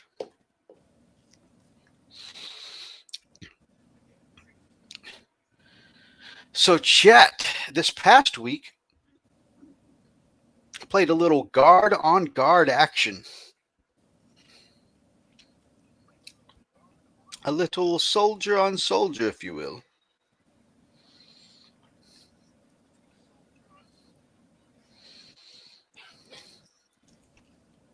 That was intense. The game shifted back and forth so many times. And, I mean, there were several times where it's like, oh my God, I'm ahead. Oh my God. Okay. Oh my God, I'm so behind. It was just so back and forth. And in the end, I had dealt just a little more damage, but I was massively behind in points. But it was two guard lists versus with the new codex versus each other. So much just blistering amounts of firepower. And because of the firepower and because we both had some good out of line of sight stuff, me with my Manticore and, the mortars and the field ordnance batteries, him with the Basilisk, we both had some good out of line of sight firepower. We both had several Russes and stuff like that. We knew whoever went first was going to be big, could definitely make or break the game. And in a way, it kind of did, but not in the way we thought. So the firepower, there was lots of firepower, lots of casualties going out the whole game. It was a very killy game. But welcome back, brother. But what really, really made the difference, and I touched on it a little bit last week, but man, just being able to capture and hold objectives early, so good, so difficult to deal with. And my brother went for mechanized infantry, and I went for a hybrid tanks and infantry kind of combination. So deadly. I got to try out the stats for the new Kazarkin. I ordered myself some Kazarkin with some of my birthday money. Obviously, the GW sets won't come out until unless you got their box set with the 2 kill teams. The actual Kazarkin models won't be out until sometime in January. It looks like maybe February, but a lot of people are who seem to be thinking January because they still have to do the box release for like the naval breachers and stuff like that. But anyways, um, so we proxied in with some Scion models because they have similar weapon loadouts to the Kazarkin. And so, yeah, I used those, got to play them. But they were very killy. Also, like, kind of survivable, too, in comparison to other guard because of that 4-up flak armor. Then you get into cover. It was 3-up. And having guard with 3-up felt very unusual, but I loved it because they survived more than I really expected them to. Of course, being guard, I expected anything that looked at them funny to just die immediately. Or caused them to die immediately. But yeah, they were actually okay. And Kazarkin, like I said, dealt some great damage. And then, of course, with a relic like Barbican's Key, being able to strategically teleport to another spot in the map with that kind of firepower was very good. A lot of people say melt guns are the way to go with infantry squads now. It was a little hit or miss. There were some rounds where they didn't make a difference at all. And then there was like 2 rounds towards the end where my melted guns just like deleted targets. And so I think it's just that whole, one big shot thing. It's just so swingy. It's either going to be amazing or be nothing. My last cannons were the same way because I like taking heavy weapons in my infantry squads. And of course, las cannon, nice big D6 source of damage. I mean, yeah, that's something I enjoy taking. And there were several rounds where las cannon, like actually it was the same as the melted guns. Early rounds, the las cannon and melted guns didn't do much at all. Late game, the las cannon and melted guns made a huge difference. So it's like, I don't know whether to write them off and to try more plasma or, to hang on to them because late game they turned around. They ended up swinging the other way and they were amazing. Obviously, before making any huge major list changes, I should play it out. Obviously a couple of games. Just I've had 2 or 3 games with the old or with the new codex or with the 2 games. Yeah, 2 or 3 games with the new codex and 1 game with the old codex. So obviously it's not enough to really, make an informed decision as of quite yet. But yeah, wasn't sure how to feel about it.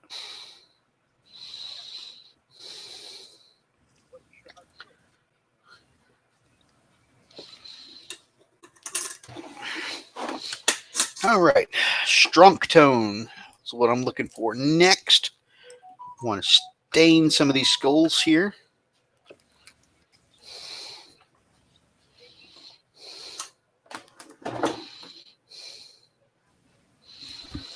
And a little strunk tone with a little skeleton horde.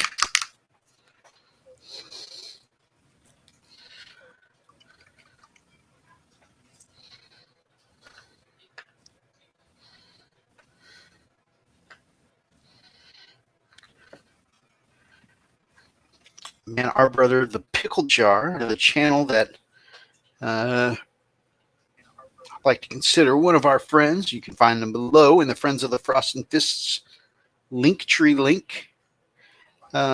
Pickle Jar hit 10,000 subs this week, which is absolutely phenomenal.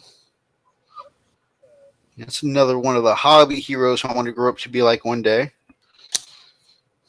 Well, I say that. We were kind of talking about this with Elston Nation. Like, I say that, but, it's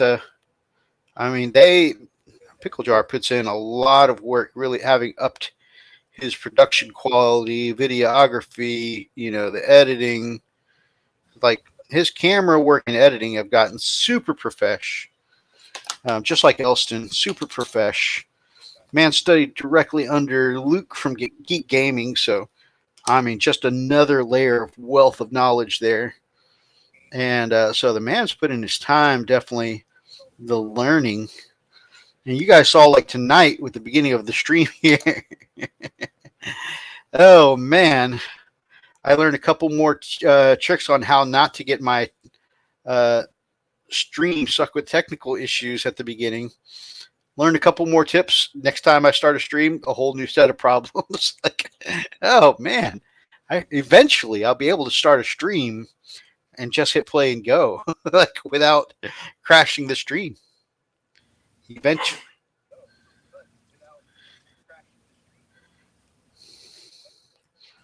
But yeah, I need to invest some time learning all the cool filmography, videography, editing stuff, to get ahead of myself. Put in the work like some of these other guys do. I think that'd be neat. Freak has always traditionally been the tech master behind the channel. No secret there, right? Everybody knows it. And I think, in a way, well, not in a way, in a very obvious way, really, like, because I just let Freak take care of everything.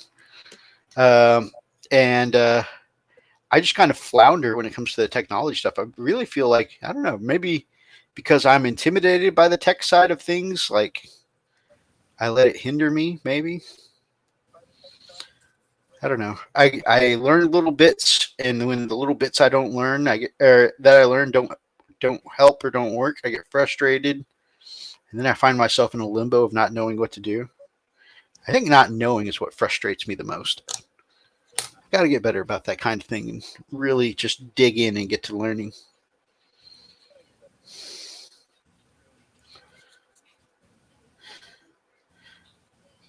I'm on a channel with two tech gurus, and I'm the guy standing around going, huh?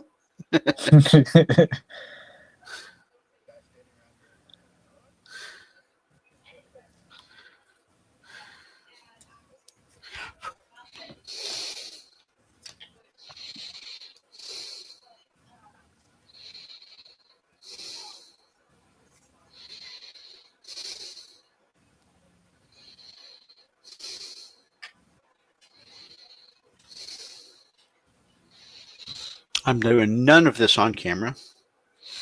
And right now, guys, we've just got a 50-50 mix of strong tone and skeleton horde, and I'm just washing these skulls down to make them a little more grimy. I like the color of skeleton horde, but I find on bone it's just a little too dense, so I like to water it down. And I think depending on what I'm going for that day, using a tinted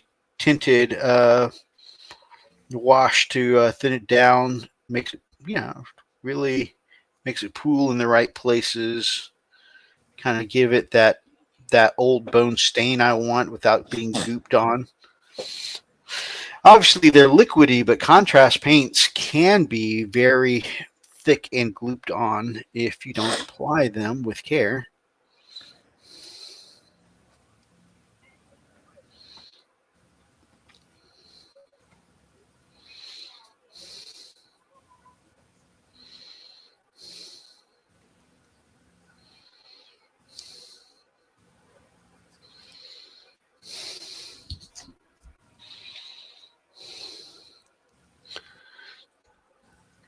So yeah, big congrats to our friends over at the Pickle Jar.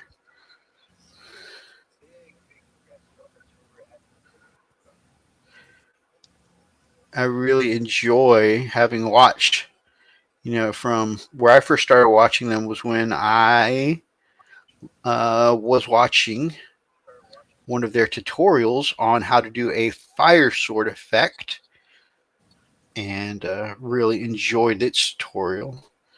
And man, their standards of quality and everything in their video has come so far. They've got quite the following in their live chats. Just all over, just excellent work. They've got a real star of the show in Loki.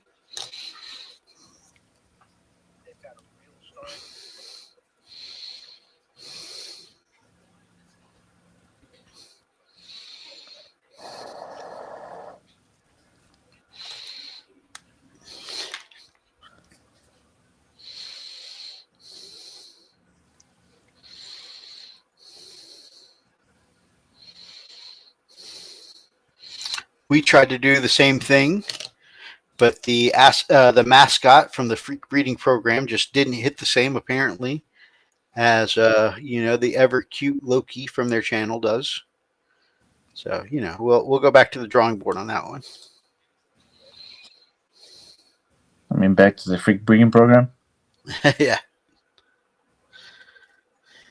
Not the drawing board. Back to the breeding program, I guess.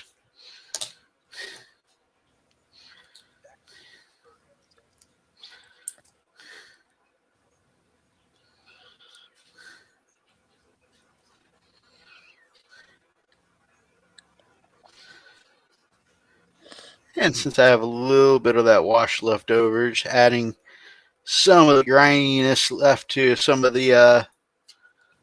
this metallic stuff here, make it a little dirtier, a little grimier. After all, I mixed up the wash. Might as well use it. Still need merch. I'm thinking if and when we ever get to 1,000 subs, I think that's when we'll do our next merch line. And I'm pretty sure there are two things we want to do. Of course, we want to do Freak Reading Program merch because it's oddly been pretty decently viewer requested. And I expect, and I don't know if Freak feels the same way or how Brother Oni feels, but I expect that is a trolley request. The Freak Reading Program merch will be requested, and then no one will buy them because they'll be cursed objects.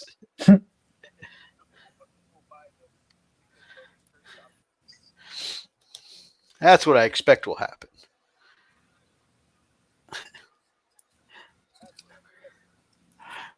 Everybody will be like, "Oh man, we didn't actually think you'd do it." We were just joking about it.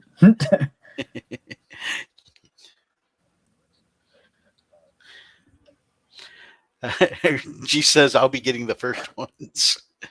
And then returns it. I can't sleep with this in the house. Refund. I can't sleep with this in the house. Take it back. Take it back. I've tried throwing it away 3 times. It keeps coming back.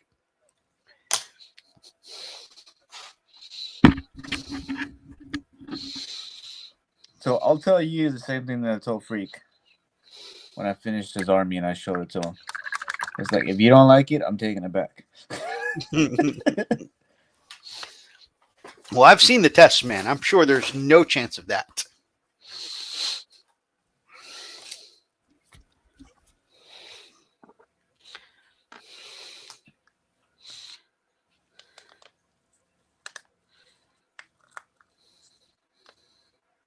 All right, I'm pretty sure the silver in the eye lenses has dried. Now to just go in and dot the reds on the eyes. We've done the skin tones.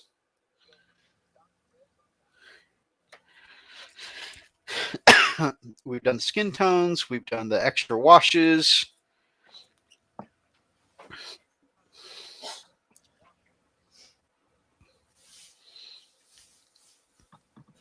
We brightened up the red from earlier. We've done basically all the little things that just needed to be touched up. So this should be the last two things. Once I do these red eye lenses and do that ever satisfying black rim around the bases, I think I'm done. I think that is models to go in the book of completed projects. Ah, shit.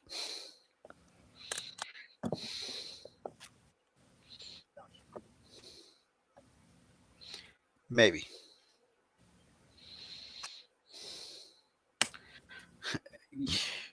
Always when you think you're done, that's when you notice one more thing you didn't do. I ain't touched not one of the Aquilas on these guys' chests. Okay, so now it's eye lenses and then Aquila and then the satisfying black rim of the base at the end.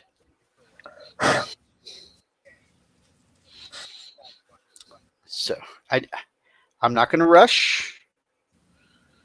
I know there's only 35 minutes left in the show. It would be nice to finish this by the end of the show. But if I try and rush doing eye lenses, I am going to F something up.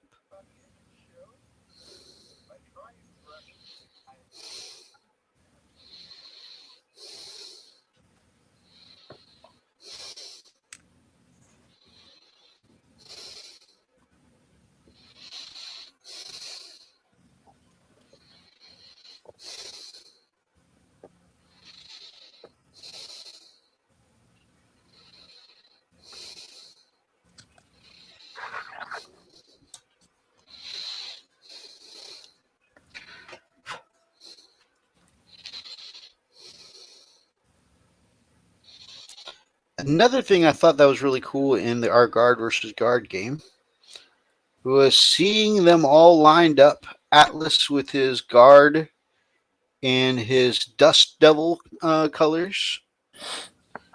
His Cadians, I mean not Cadians, Catachan have always had like a desert brown kind of theme. So he calls them his Dust Devils. And my Cadians, my 195th Cadian Fireflies have, they're all in swamp basing and green uniforms, where his is like sand basing and brown uniforms. And man, missed opportunity calling the swamp asses. And so yeah, they look great contrasting sitting there next to each other. The swamp ass.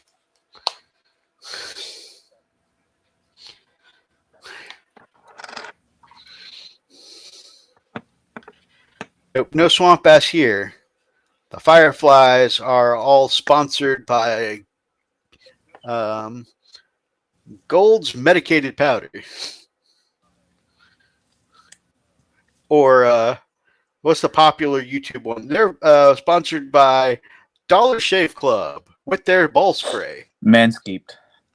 Manscaped's That's the another big one. one. Yeah, that's the big one now. If they're listening, a wink, wink.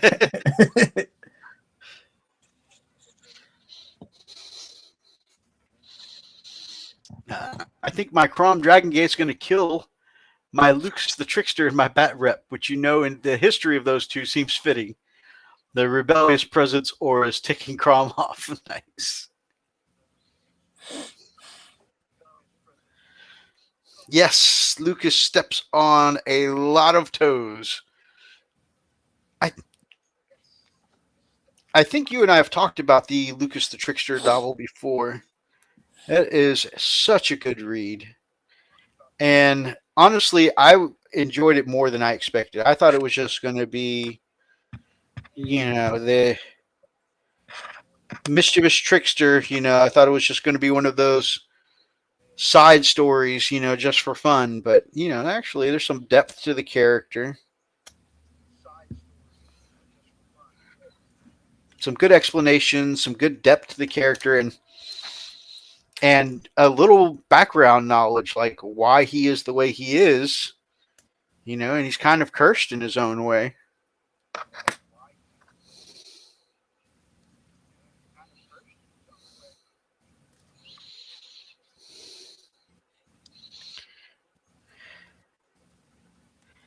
In fact, so cursed that, yeah, part of it is his trolly personality.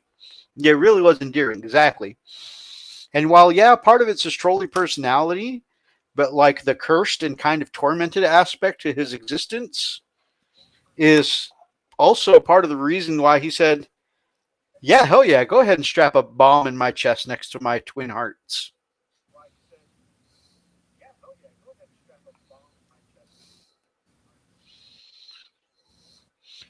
For a man who laughs so much, you wouldn't expect him to feel so tortured. Hmm.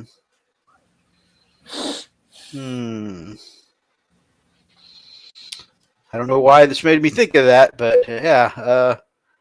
Rest in peace to Robin Williams.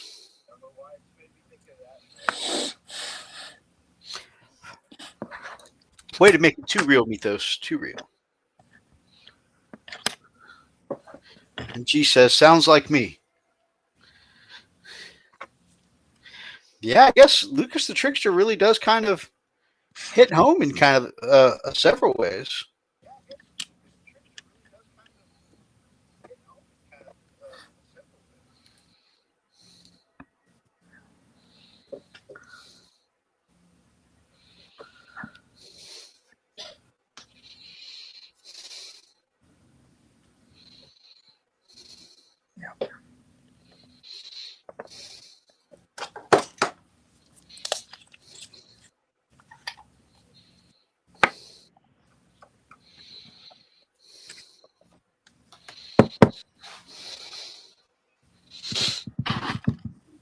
Robin is a legend, 100%, my brother.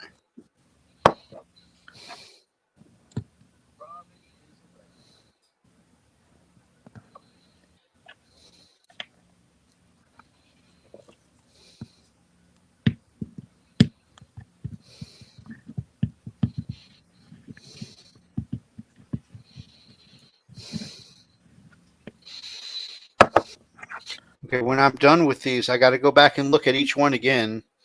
Because inevitably, when I'm doing batch painting for eye lenses, somehow it never fails. There'll be like either a whole model in the batch or maybe just one eye. Like I painted one side of a dude and not the other.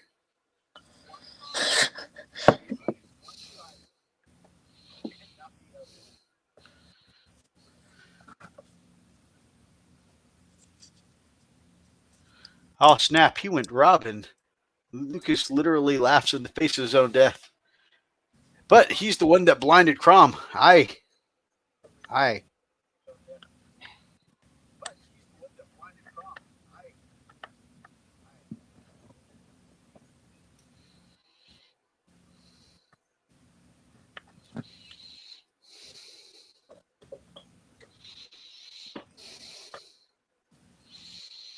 Yep. And the crazy thing is, he can't even help the way he is. It's his weird. Apparently, so as I've mentioned before, there's some fluff that says basically as they're undergoing their trials, like a wolf spirit or beast will bond with a space wolf, and there must always be a trickster. So, basically, it'll be chosen for them if necessary. But yeah, there's got to be.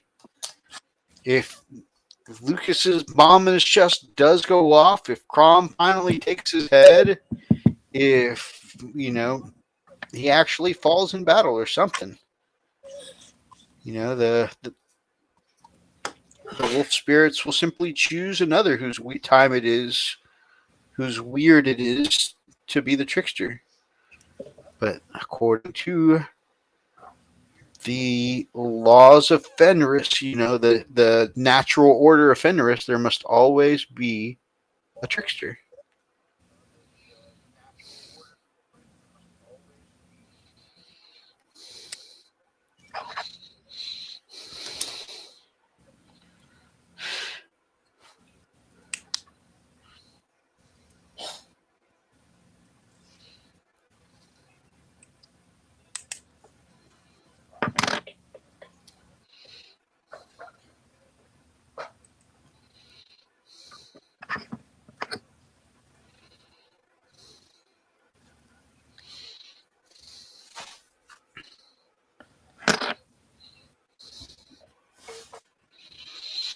I wonder if he would go Primaris. I mean, it's possible. But Lucas isn't really a go with the flow kind of guy.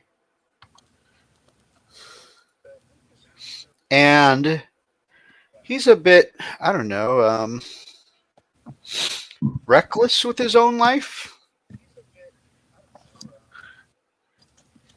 Because he feels so trapped and stuck by the weird of the trickster.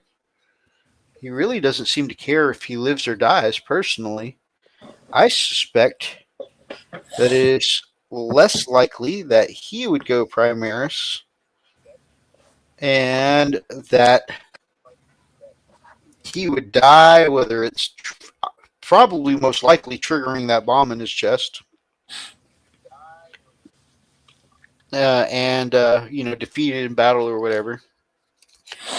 And then Fenris would, not the people of Fenris,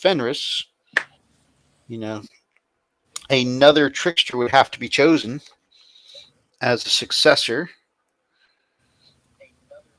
And I imagine that would be the Primaris trickster, is just like whoever next became the trickster.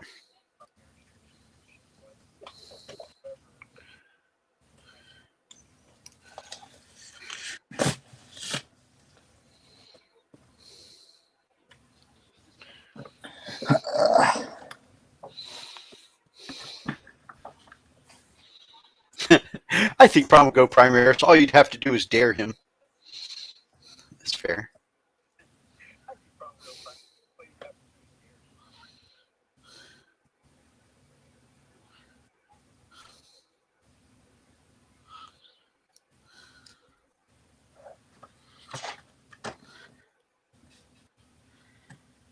I don't know. He's got kind of that cursed mindset, though. You told him, yeah, I think you going full Primaris would extend your immortality even more. I don't know. I think he would be a little less hesitant, or he'd be a little more hesitant to follow.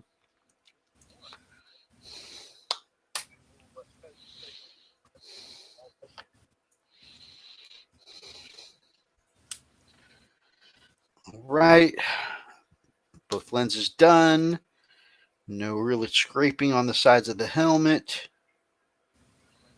Check.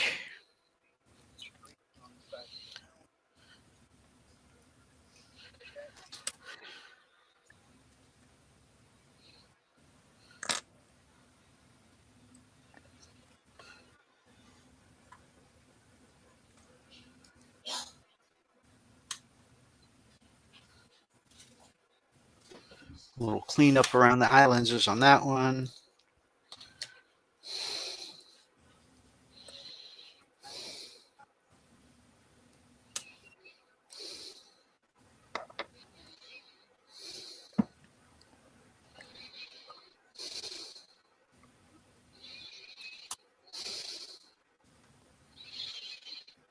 Something I didn't share with you guys is we had another D&D session last night, and man, it was fire. In fact, we had to retire one of the characters.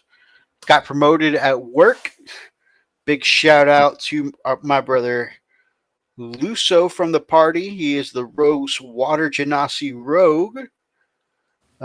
We had to retire his character because he got promoted to manager at work, second key. And of course, with that comes the responsibility of closing shifts Monday to Friday. And that's right during D&D time. Usually it's every other Thursday. And so I can't make weekend games, so there's going to be a split where some people will play on a weekend game during the off week, and some of us will stick with the Thursday game. But man, I really enjoyed playing with that dude. It's a shame I won't be in the same roleplay group as him anymore. But it was an epic fight scene. We got to confront the head of the slaver company, the Moriarty Company, which had captured his sister twice as a rare water genasi. That would be a great slave to the highest bidder. And the Dragonborn's girlfriend, who was a mermaid, and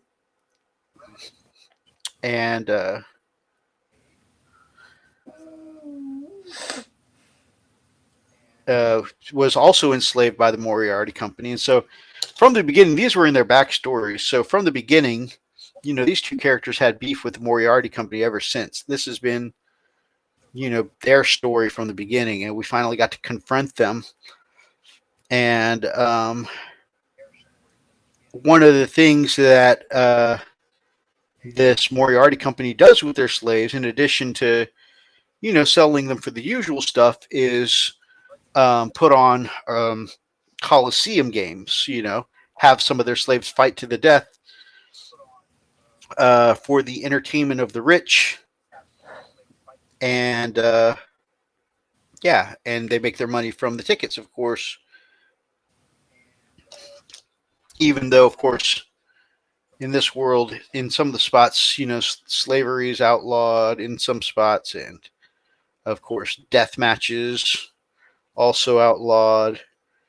This is a behind the scenes slaver company that puts up entire villages as fronts to like they look like normal villages, but like everybody there is like an employee of the slave corporation. It's pretty cool. Kind of Shinra vibe to it. The evil company, like Walmart. And anyways, we walked into a trap. We ended up in their Coliseum, and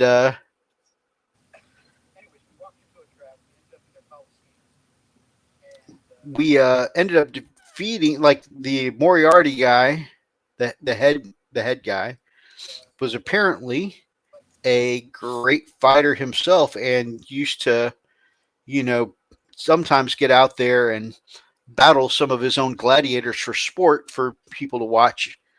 And so since he's used to that, he's like, hey, you guys have been a thorn in my company's side for a while. You're going to run the gauntlets of the Coliseum tonight. If you beat all your opponents in the Coliseum, you face me. And it was a great fight, man. We fought through all the levels of the Coliseum we hadn't healed in some time. Like the previous 2 sessions, we hadn't healed or whatever. And so we were on limited number of spell slots. We were on limited, health because we had to be able to stop and heal and, rest and whatnot. And first round was like packs of giant wolves that were coming out. It was like 3 packs of 4, and we dealt with all of them. And then after that, there was a round with a big. What was the second round?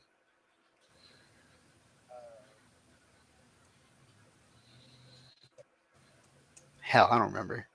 Maybe the second round was the big lizard thing that had like mouths everywhere, like elbow mouths, shin mouths. It just had mouths everywhere. That was kind of cool. And then one was like a great big insect-looking creature that was so the dragonkin can use giant's might, and it becomes as big as 4 tiles on the board, and the insect thing was as big as our friend with giant's might, but even taller, about 5 feet taller. Is this huge insect-like guy, and anytime somebody would take a turn, the insect would lock eyes with them, and they'd have to make a charisma save, or else be charmed for an action. And depending on the roll, they might run into. Oh, and in this Coliseum, there were like spinning saw blades in the walls and stuff like that. So you might be sent running off in a random direction, and it was kind of like the old scatter dice kind of thing. And so you might run straight into a buzzsaw. You might run straight into some enemies to get attacks of opportunity. You might run straight into the boss. A couple of times, you might attack an ally. Luso, the rogue, actually ended up attacking his sister once. She was a little traumatized.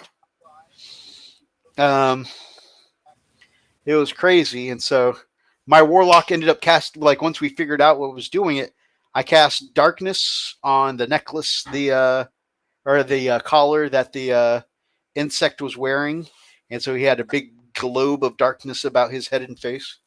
And he couldn't charm us anymore. And then, we wailed on him. We had been wailing on him between, whenever people were making their saves.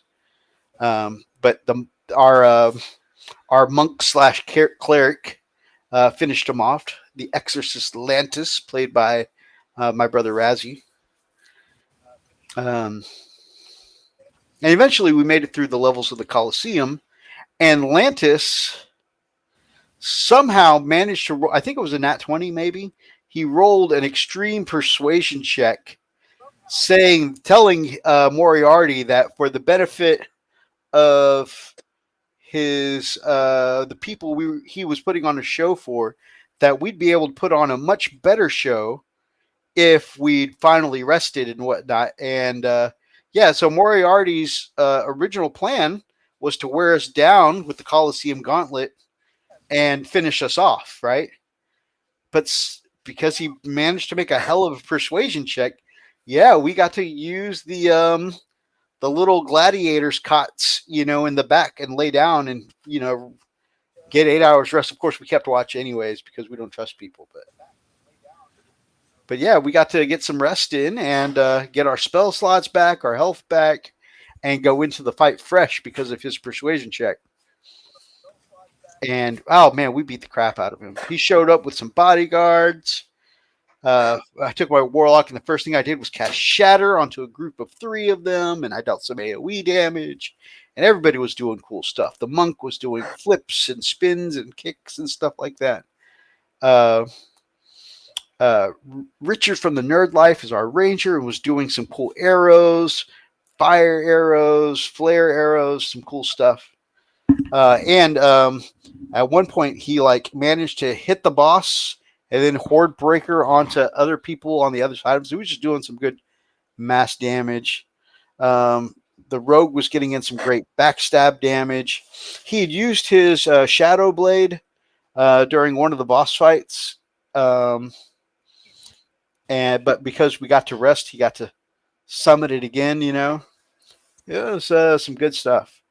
Dragon, of course, the Dragonkin, even though he really wanted a piece of the boss, we finally, after a couple of sessions of his princess being in another castle, had finally made it to the Moriarty HQ where she was chained up.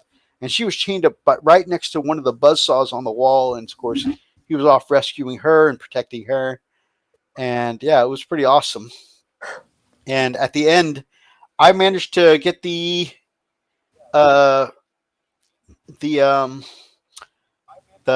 final hit with one of my Eldritch Blasts, and because my patron as a warlock is the winter, the Fairy Queen of Winter, Mab. Just as a little flavor text, whenever I do my Eldritch Blast, it's kind of what it got like a free, an icy effect. And so they're like, anytime we get a kill shot, the DM usually lets us describe how we killed it. And because this was Luso and Slinsis' story, I said, well, my freeze doesn't land the killing blow. It freezes them in place for Silensis to come in and basically I'm like, take the kill shot. And oh man, the big giant mighted dragon came in and plunged his sword through his chest, and he now is has collected the head of the boss of the Moriarty Company and is wearing it on his belt like a decoration. We're gonna have to talk to the dragon. His belt is starting to get very heavy and messy and stinky with all the skulls he's carrying now. He's getting a little skulls for the skull throne.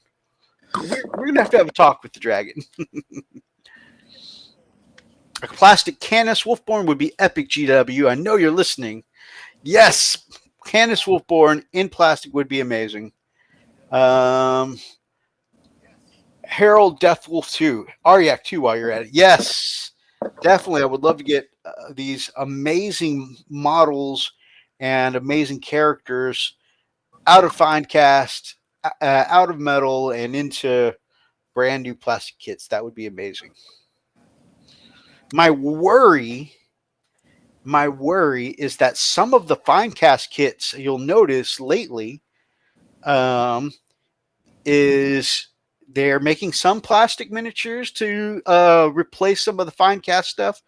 But especially looking at the Guard Codex and just some of the stuff, some of the Space Marine stuff too, instead of replacing it with plastic, some of the old fine cast kits, they're just saying 86 it.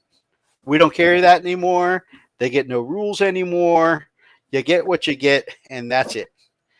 And that's a little concerning. Man, I would hate for them to say, okay, guys, y'all don't get RJack anymore. Like, what? What? He's been a staple for forever. And one of the things that really makes me worried about that kind of thing is like Commander Pask. He was a favorite. Again, maybe not in the lore, but on the tabletop, everybody had a Commander Pask. And now, yeah, Pask still exists in the lore a little bit. There's an excerpt on him in the new codex. But he's got no rules. Now you just take a tank commander. No rules for him. And they're retiring a lot of these fine cast kits nowadays. And some of them are like the special Space Marines, captains and stuff like that of the Firstborn, but like some of them, like some of the Blood Angels ones that got retired and whatnot, are some of the Death Watch ones were still relatively new sculpts. But yeah, they just completely got rid of them. And what I'd hate for it to happen is, yeah, everybody takes an RJack now. People love RJack. Got to have RJack. But the same thing happened with Pask. Everybody loved Pask. Everybody took Pask. And GW's just like, no codex entry for you. And I would hate for that to happen with Aryak. Yark's another example. Yark's popular in lore. Maybe not so much on the tabletop. I know not many people actually ran the model. It's funny because almost nobody took him in game, but everybody loved him for the lore. And now that he's not in the book, everybody's up in arms. It's like, y'all weren't going to take him in the game anyways. Y'all love the character. You want him to exist, but you don't want to use him. Kill them all? Oh no, Elstonation. You must be the Dark Elstonation. Evil Elstonation. But yeah, no, I don't think any of these people that are upset that he's gone wanted to use Yark. They just wanted him to be available, like a side piece.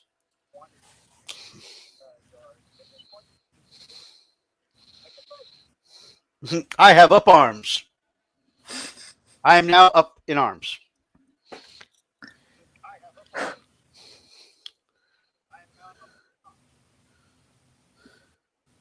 In the arms of the angel. Okay, I'm done with that.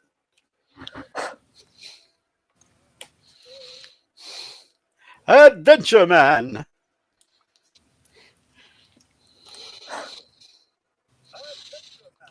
But yeah, I would really hate for them to just do away with Aryak. That'd suck. That'd be big suckage.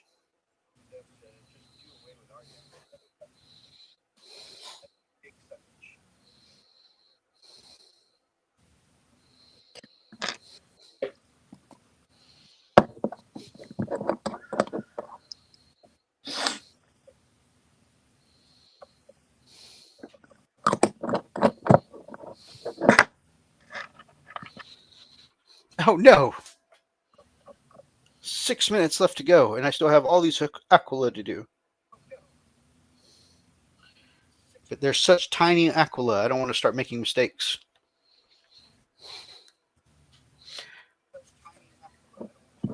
I was upset at the end of Terminator 2, but I didn't complain about it.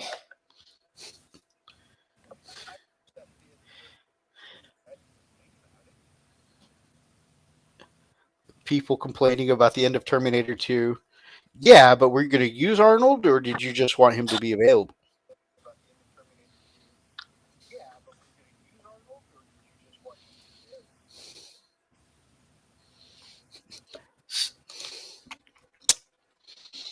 That's what I should have named tonight's episode. Side pieces and you.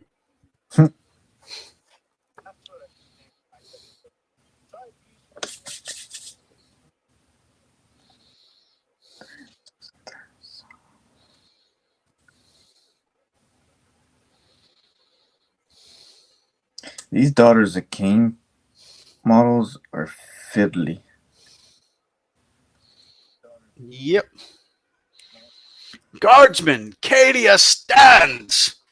Yes.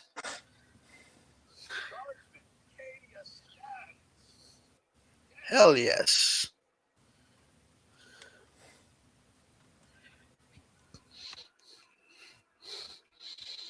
I wanted Arnold to be available so I could use him for myself. Oh, well then. If you weren't just one of the ones that wanted him on standby, then that's fine.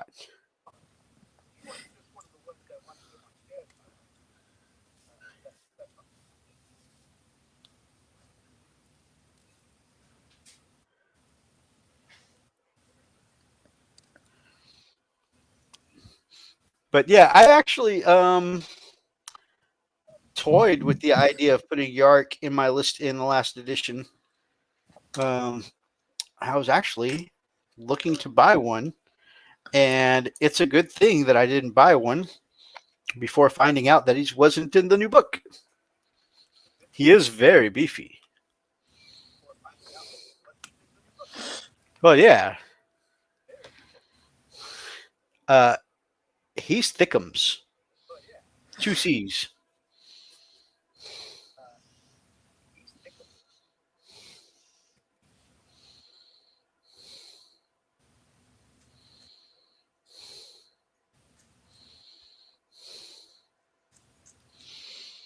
After watching, guys, I'm so much on the Imperial Guard hype that I watch Morty and Glory streams like 3 times a week now, and there's always a couple of guys who are always mentioning, thickums like muscular Catachan women, and I'm here for it. My favorite one was they did Morty and did a poll on what's your favorite super heavy. The Bane blade, the Bane sword, and of course one of the default options, of course, was muscular Catachan women. That one immediately got my vote. Of course. I like my women strong. speaking of which, And then you just hear Mythos whisper, "I'm not a masochist." I'm not a masochist. Speaking of which, been watching some My Hero, and Mirko, the muscular bunny lady. She's my new favorite. She's always been my favorite. So excited about the live action Warhammer on Prime. Hell yeah. Hopefully Prime stays at a good affordable price with all this content it's getting. I met a guy called Yar in Sweden, and his brother was called Rick. Oh, wait, it's far too early to try and pull off this joke. Mythos, there's an STL for them. Ooh. Use him for yourself and pull off jokes. It must be morning glory for Adventure Man.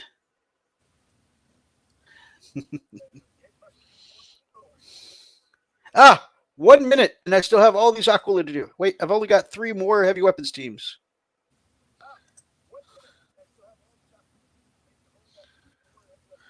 Yep, I've already misstroked.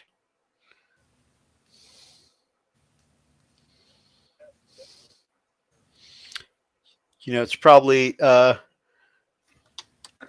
with these morning glory jokes, it's probably not the right time to say that I've misstroked. But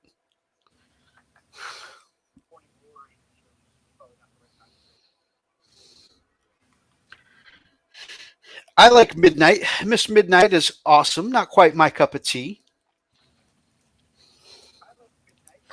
I like them beefy like Mirko. She is so thickums. She's got 3 C's and a Q at the end.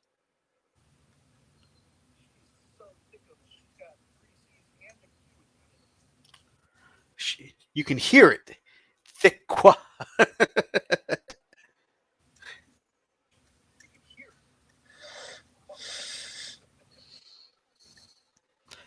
So my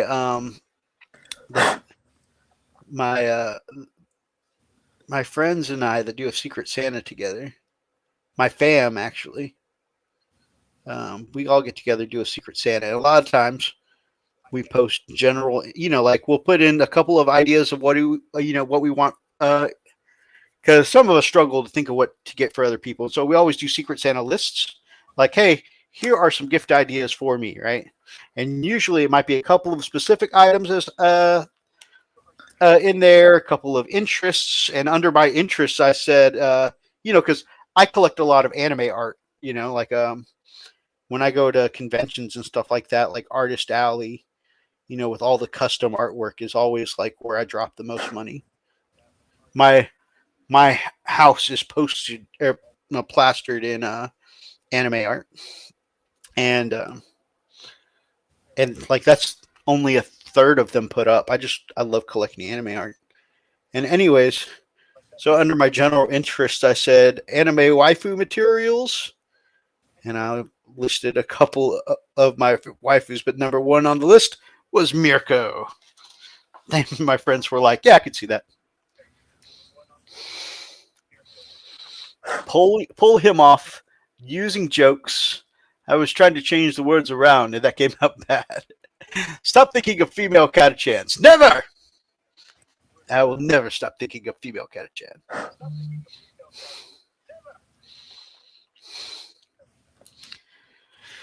All right, chat. That is all the Aquila done. Now, real quick, we break out just a couple drops of the Surface Primer Black that I can never close the lid on without splattering, but that's beside the point.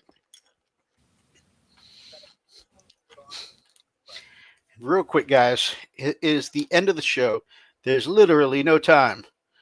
So we're just quickly dabbing the edges. We're just dabbing the edges.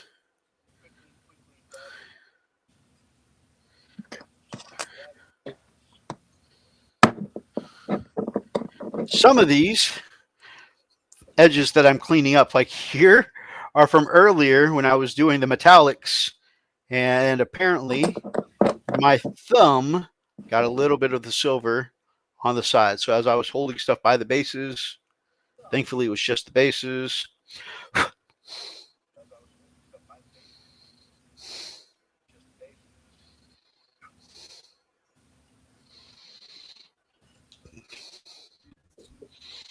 Guys, tonight we're going to call it close on 12 heavy weapons teams. I think this will either get me close or put me over my model count for last year or any year so far. So I will be making my New Year's goal just a few days before Christmas. Or, I mean, maybe. Like I said, I might just put me close. I might have to do a couple more. But heck, if I come close and I'm not quite there, just paint up some grots, baby.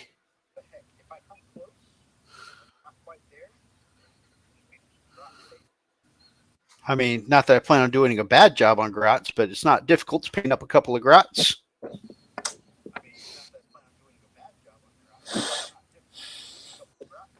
Oh.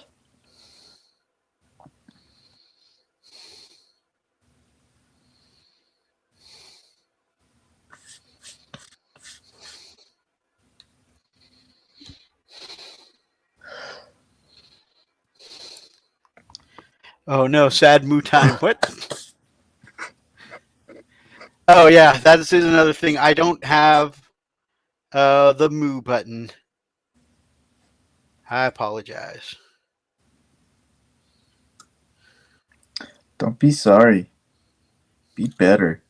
And actually, I think... Actually, if you guys will bear with me, I think Freak might have sent it to me after our last show. And I was like, oh, wait, I don't have that. So if you guys will bear with me 1 second, totally impromptu and unprepared, but I may actually have it so we can close the show out on a traditional closeout. Oh my goodness. So close. The set, like I'm rushing, but at the same time, even doing a rush job, doing the black rim around the edge is just the most satisfying thing ever.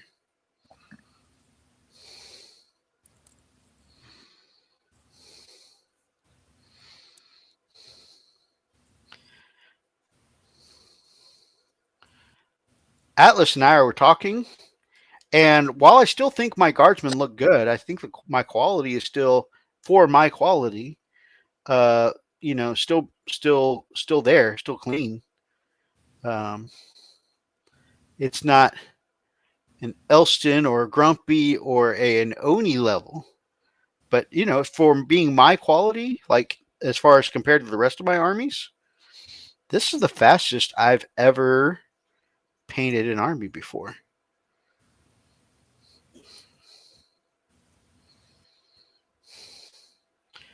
Because I've been building up my guard since March. We went back and looked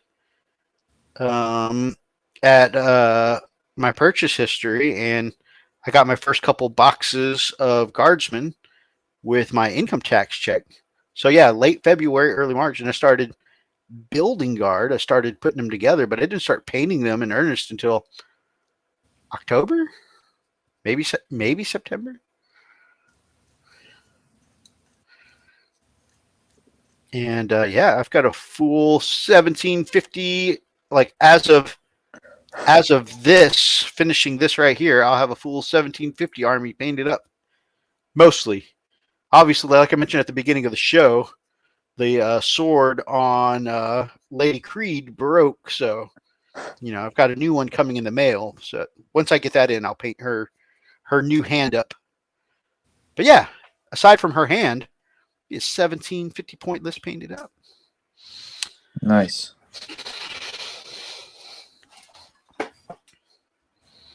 All right. Let us check the G Drive. Go Google G Drive.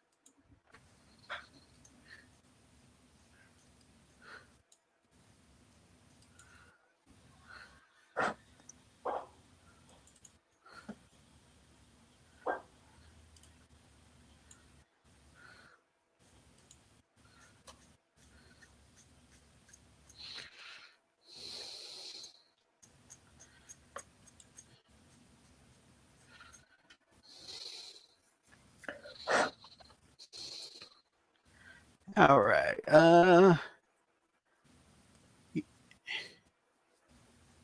Thank you for the great show. Thank you for being part of it. So you go down here to Vidges. Nope, that's Patreon. Thanks.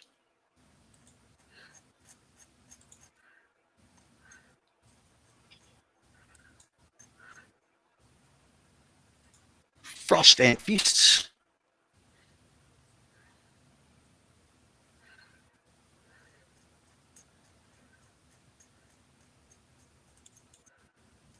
Mythos' edit tools. Patreon. Thanks.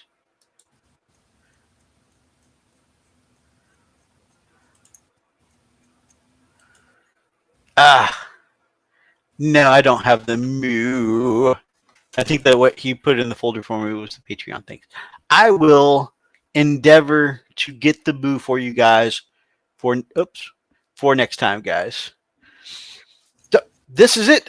You guys helped me knock this out. 12 heavy weapons teams finished up today. Thank you guys so much. Oni, my brother, where did you get to tonight, my brother? What kind of progress did you make? Not a lot. I got bored halfway through. Stopped. Started something else. Got bored. Stopped. Did something else. Hey, that's what it is, man. Sometimes you're just not feeling it, right? Yep. I knocked one out as well. Thinking about Arnie again. Rimming is always essential. Of course, it's always satisfying. I have a move button for you. You just have to touch me in a special place. Show me on the doll. Show me on the doll. Mythos and Oni need to move for me.